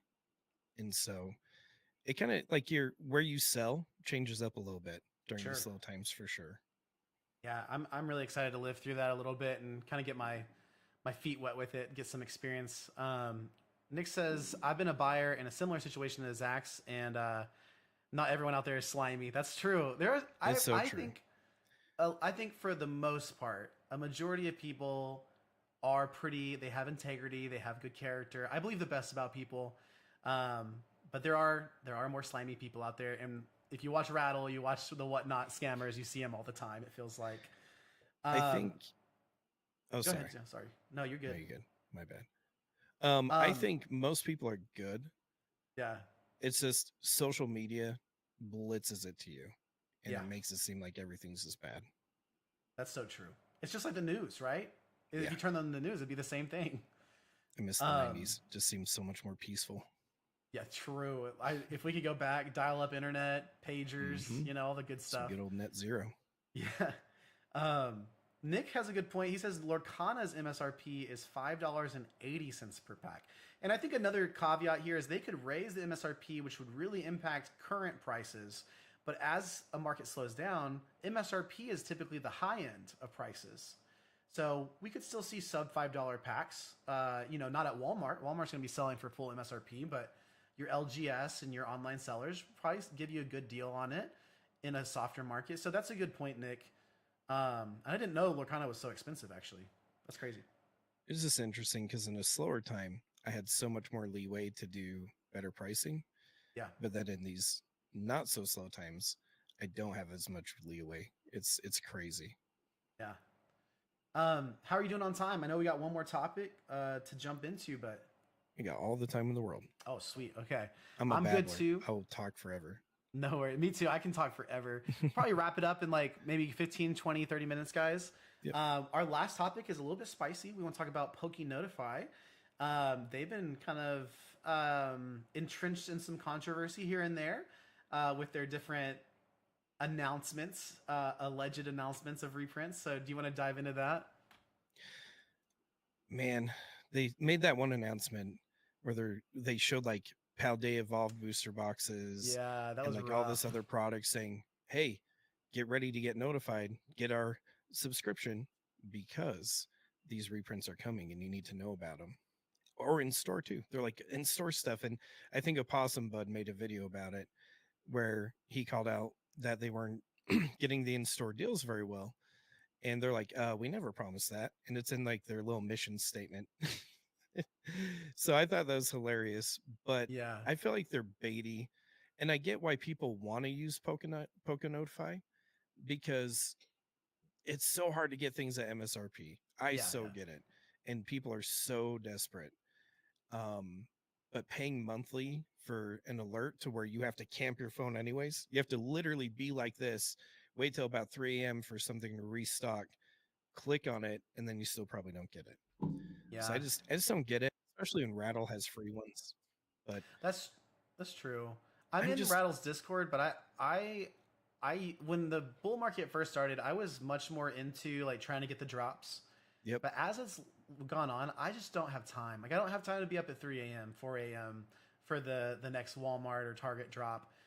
It just doesn't work with my schedule. So Nick in the chat says that he's in Poke Notify. Will you let us know if you've had some good luck there? Do you feel like it's been a good value for your monthly money? I don't want to. We're going to talk a little bit negatively about it from our outside perspective, but I would love to have an insider perspective as well. I think I don't. I'm torn on their recent announcements, or that one. That's the most controversial one they've had. Is the one you yeah, talked about. I'm torn on it because I understand being a business, you want to drive customers to your service. That's your product. But like the moral gray area there, you know what I mean? Like it's almost crossing a line that I would feel weird about, if that makes sense. Like me personally, if I was the business owner, I would feel weird. But at the same time, I don't feel bad at all for doing clickbaity YouTube titles. But I'm not yeah. guaranteeing X, Y, or Z thing may be coming. You know what I mean? So it's different, but I I don't do know. some very clickbaity titles, but very early on, I say I don't think that's what's going to happen. Yeah, But yeah, here's what I think is going to happen. And a lot of the time, especially when it comes to like restock and reprint information, I don't say anything about it until I see an invoice. Once I see an invoice, I don't promise anything until then. And yeah, so I just yeah. I just don't touch that. And actually we have a, not to sidetrack too much, we have a question. Oh, Um Being is asking, what set should I keep an eye, or keep my eye out for? I really want to get some more cards for my starting collection. Oh, well, welcome. That's that's cool. exciting. Yeah. But buying singles isn't that fun. Hmm. I love ripping. What do you think, Rar? Yeah, so two sets that I've personally had my eyes on are Surging Sparks and Journey Together. Those pack prices online have been going down. I haven't checked in the last couple days, so caveat that in case they're rising again. But Changes every hour, so yeah, exactly. So when I was looking, Journey Together was in the lower $5 range on TCG Player. That is getting so close to MSRP. It's really exciting. And then Surging, they had a couple collection boxes and just reprints of stuff hit the market, and that was down below $6 as well. For me, as like I love ripping packs too. I try to not do it as much, but I do my rip and ship. I love ripping packs, putting together binders. I have a problem a little bit. me too. But for me, under $6, I feel much more comfortable paying that price to rip and enjoy than I do at some of these like 8, 7, 8, 9 above dollars. So those are two sets, and then I keep a close eye on Phantasmal. That's all I'll say. Just keep an eye on it. You may be able to find some good deals. You may see it in stock at retails when that second wave hits, depending on how big it is. Fingers So to crossed. piggyback, um, there's there's been some reprints that have happened, and some sets have been actually reprinted more. Hmm. But again, with it being closer to market price, like a lot of people didn't know about it, but it did dump the price a little bit. And you're right, Surging Sparks is one of them, because I have gotten tons of Surging Sparks ETB restocks, and they are actually pretty well priced, and so I was able to throw them out at a pretty good price, and I think that's why the price has been going down a bit. But there's also been like booster boxes over time that have happened that people don't realize. Like Twilight Masquerade booster boxes Ah, actually did okay. come out, but it was very short, very short. But lots of Twilight Masquerade ETBs. I've gotten multiple prismatic restocks, but not the best price. I would keep an eye out for Twilight, and then like you said, Surging. And they both have some really cool cards, like They the do. Blood Moon Ursalona. Love that card. You can chase the Greninja, which is a super cool card. Yeah. And of course, with Surging Sparks, you got the Booty Chew, which I Yep. love. Well, I think I like Ascended Heroes or Pikachu better. Oh, we need to talk about the card. We We need to do talk about need the to talk art. about Yeah, that. yeah, yeah. Oh my gosh. Hydreigon, super Yes. cool one. And maybe look at Black and White. That one kind of dips around a little bit. I think Black and White's a pretty solid one when you can find it at a good price. Yeah. But again, um, look for anything on Facebook Marketplace. I think that's where we're going to find some good deals you can negotiate, and then watch for the Costco drops. I know a lot of people try to get the Walmart ones and other stuff like that, but Costco is like your best chance. They actually do a pretty good job at limiting how much you can buy, and Yeah. the drops are a lot more realistic, and it's at Absolutely. the best price you'll ever see. Yeah. I think black and white's a good call. Like those hit rates and the amount of hits you can get out of that set. If you associate or um, not associate, that's the wrong word. But if you like any black and white Pokemon, there's IRs in there for almost every single black and white Pokemon. Like you could find some really cool cards. Yep. And then my favorite card in Surging is actually the Ceruledge IR.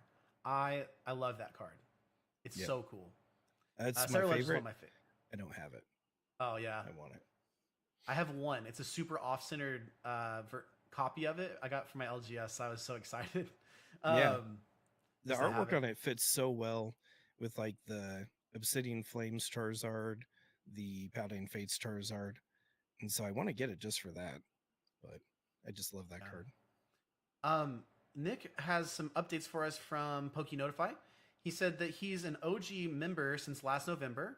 So he actually pays a reduced like early adopter price. So he's not paying the very nice. full. So that's definitely better. So he's definitely had his fair share of wins from the service. I don't sell products, but I definitely could pay for a full year very easily from some of their PokeNotify from some of his wins. So if he sold That makes sense. his wins, he could definitely make some money there. That's cool. The rattle one probably gets you 90% as much, so a little bit less maybe, but there's no fee. Yeah. So maybe PokeNotify is a little bit better of a service there, but 90% is close. That's really close. I've had some luck on rattles. Yeah. And usually for Pokemon Center drops, that's where I go to. Yeah. I definitely also get the update like the at Pokemon Center, and I'll be like, oh, I'll log on, and it's like you have a 5-hour wait time, and then I'll be like, nah, I'm good. It usually goes a little quicker than that. It probably does. It probably does. I just have like sticker shock. Art says the thing he- I hate oh, is go usually ahead. I'm working and like my phone screen will shut off, and then I'll get back to it and it resets my spot in queue, and it's just Dang. hopeless for me. Yeah, yeah. Ark says he personally uses Rattle's Discord for the Pokemon Center drops and have had pretty good luck there with the last few drops. He got PC ETBs, booster boxes, Congrats. bundles for Mega Evolutions and Phantasmal. That's awesome, man. Congratulations. Ark also mentions that white and black right now in secondary market are about $10 a pack. So a little expensive. I think white actually can be cheaper sometimes. But that set does seem to fluctuate. And remember, we just had the big Cyber Monday sale, so prices are a little bit weird right now. So just like you even see All the Phantasmal lower is price stuff has increasing. gotten scooped up. Yeah, yeah. So it's going to be interesting to see how much more product hits the market before more reprints and Wave 2s come. Well, we can go ahead and last topic. We wanted to talk about some arts. You know, that's a big hot topic in the market right now. Oh, did you have something to show? No. Well, I was just going to bring up another opportunity Okay, that okay. I've been finding on Facebook Marketplace. Is I've been getting a lot of people to sell me Phantasmal Flames Pokemon Center ETBs for 140. So I actually Ooh. I have a ton of these. I have lots of them. And so you can find people willing to sell them for like 140, 160 because the running narrative is that Phantasmal Flames is no good. Nobody cares about it. Yep. And so you can actually pick these up for a really good price locally right now. That's awesome.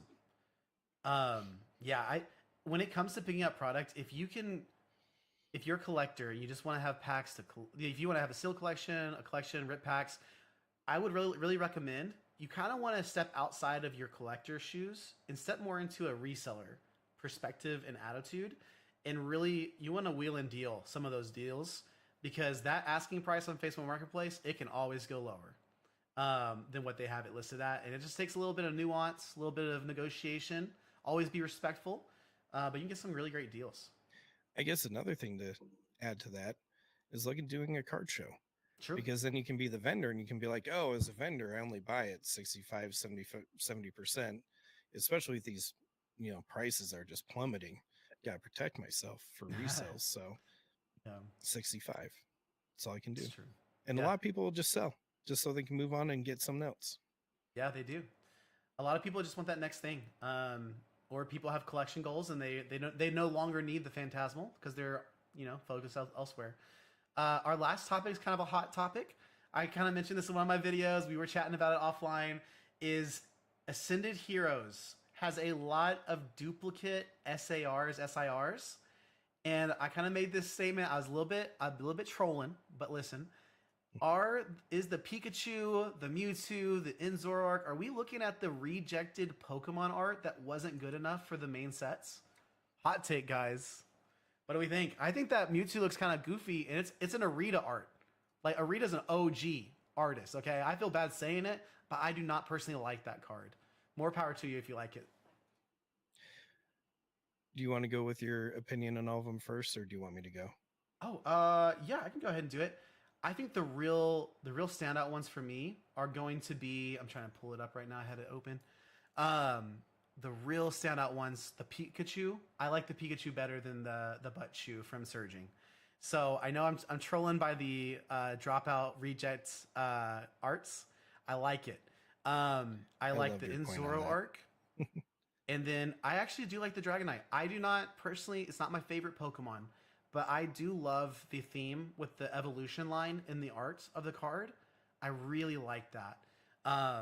My the ones I don't like that I think are overhyped. I think all mega hyper rares are overhyped. I think it's a gimmick that the hobby is super keen on, but I don't think it's going to stick. I think I think those cards will be cheaper in the future. That's a hot take maybe, but I'm happy that Pokemon's experimenting with a new higher rarity. So I think that they're going to iterate on it, and we're going to see something amazing in the future. But I don't think these gold cards are it for me. And then so my hot takes are the Team Rocket's Mewtwo from Arita. I think it's kind of a mid card in Mega Gengar. I don't like it. I don't like how busy it is. Those are my two. What do you think? So I thought they already had the perfect formula for gold cards with Crown Zenith. And if they Oh want to make this yes, set kind of like Crown Zenith, I don't know why all the SARs didn't get some really cool gold versions of that, right? true. That's a good point. And right now the gold cards just look like a, a leaflet of gold with some line work. I hate them. And they're Mhm. so expensive. I don't get it. It Yeah, blows my mind. I know there's like the pull rate, which is hard, but I don't know. It doesn't make sense to me. same. Now, the biggest controversial card, of course, is Dragonite, because people have been wanting a Dragonite. They're like, we had Sleepy Dragonite. When's the next one? And this should have been it. I think it's still a good looking card. Mm. I feel like they could have gone a much cooler direction. The wings on the head, I don't get that. I Yeah, don't love it. If they just took that off, I think it would look perfect. And they kind of have it at a weird angle too. that's true. So Yeah, I don't know if you have your Instagram pulled up, but I let me see. actually sent you a picture for reference here. And I kind of wish they did this with the Dragonite. Its wings on its head are so big, and I'll have it up on my computer right here so people on YouTube can see it. Yeah, yeah, His wings are so big. You could literally have it curved down to the back and then come out, and it wouldn't look so awkward. But how come they didn't like do this cool feather detail?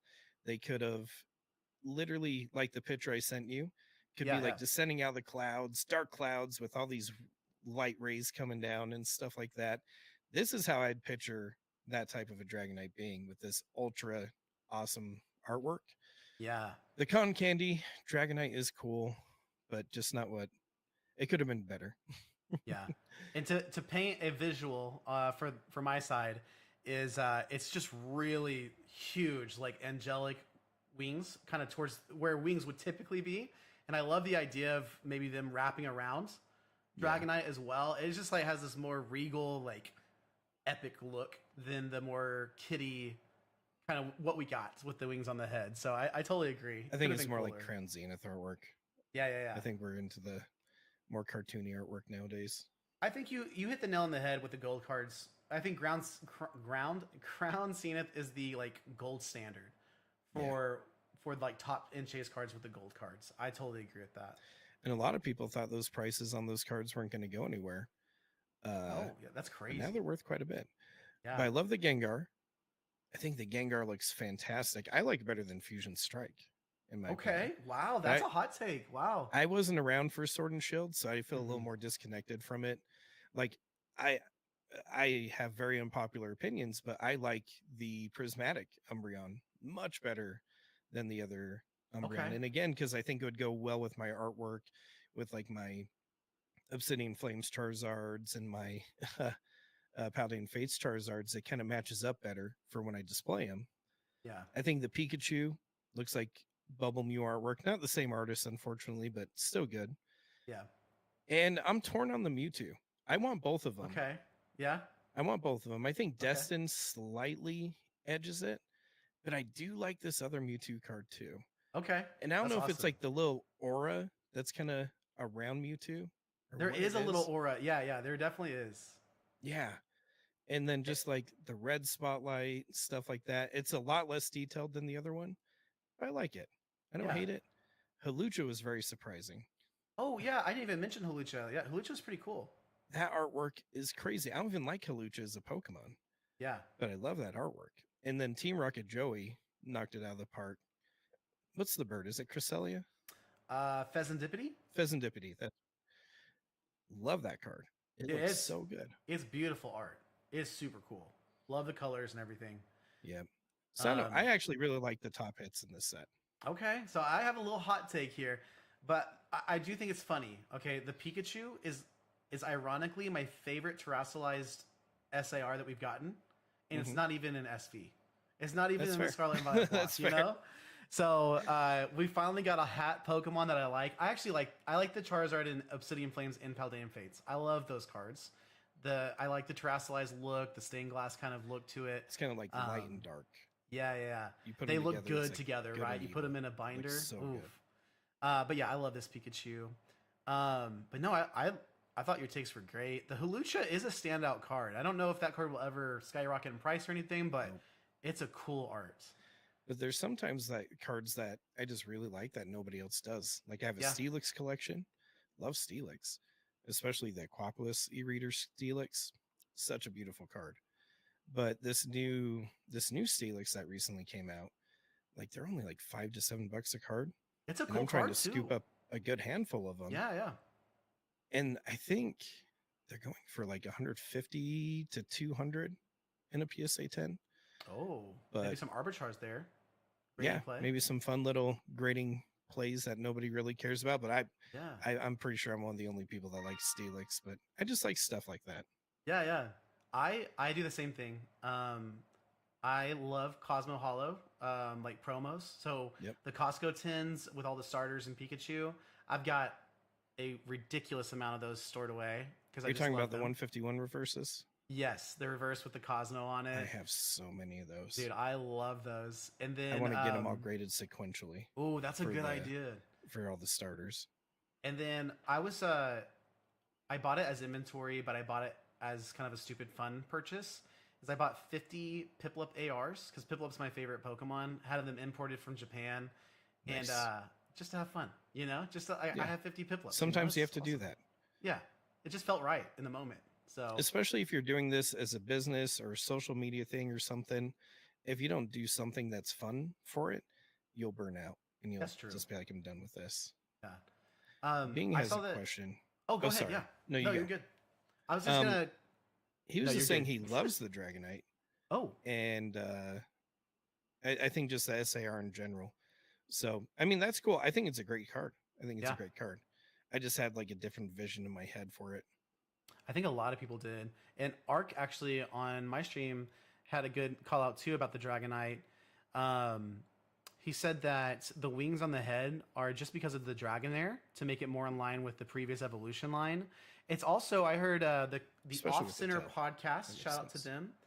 It's also, I believe Dragonite is themed after Hermes. And Hermes was a Greek god, I believe.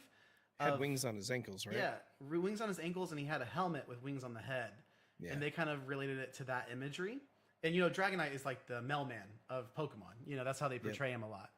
So it kind of makes sense there. I kind of like that. Ark also said Mega Halucha is another Akira Agawa, Art's the same person that illustrated the Mega Charizard X SIR. That's really cool. I didn't realize that. Very cool. I didn't know that either. Oh, he said he was wrong. He was wrong. Different person. But Akira Igawa is a very popular artist. I know a lot of people are into the artist right now. And then the last comment from Ark was, I think the only reprint SIR that's actually better than the original is the Enzoro arc, is what Ark said. I Oh agree yeah, with that. I like the Enzoro arc a lot. So that one looks so good. That one does kind of fit Crown Zenith vibes with like the Hisuian. What was yeah, the yeah, name of it? Forget it, but it was really cool. yeah. Well, Haas, thank you so much for your time. I appreciate it. Yeah, thanks for Um, having me, man. I appreciate yeah, it. we got to do this again sometime in the future. Guys, in the chats, let us know. Did you enjoy the stream? Did you guys enjoy the content? If you don't mind, Haas, I'll probably upload the standalone video to my channel at Yeah, some point. of I'll send course. you the file too as well if you want to review Sweet. that, do something with it. Um, but yeah, guys, thank y'all so much for hanging out. Haas, have a great night. Have a great weekend with the fam. Guys, follow RARTCG. Super awesome guy. You all have a good weekend. How do we end it? Oh yeah. Oh, do your Should yeah, I- do your thing. It's so corny. I don't know why I picked it. I don't know It's why I cool. picked it. It's Probably it cool. like relates to work or something. But it's funny because on my other screen, I have my OBS going. And so would turn my head to get ready to click it off. And I'm like, I don't want to just be sitting here saying goodbye like this. So I always look over and I say, I hope you all have a good night. Make sure I have it on the button. And I turn around and go, don't do anything crazy. That's awesome. Oh, quick shout out. You have a giveaway going on right now on your channel, right? So if you guys anybody You're on my gonna channel? see Okay, you're go gonna ahead. Yeah. see the giveaway madness Okay. because it started out as something simple. I'm sorry, now we're gonna dive in a It's little okay. more. So it started off with the Pokemon card treasure hunts, and then we had a Christmas giveaway, and now one for 800 subscribers, and now I have to record one for 900 subscribers because we hit that today, Sweet. That's awesome. and the follow up for the 1,000 subscribers, which I think we'll probably hit by the end of next week. But I'm gonna make a new video that puts them all together and is just like, look, here's all the giveaways, here's all the links, get into them because right now we're just going a little crazy. Yeah. That's awesome, man. Appreciate that. Have a good night. Have a good one, guys. Guys, don't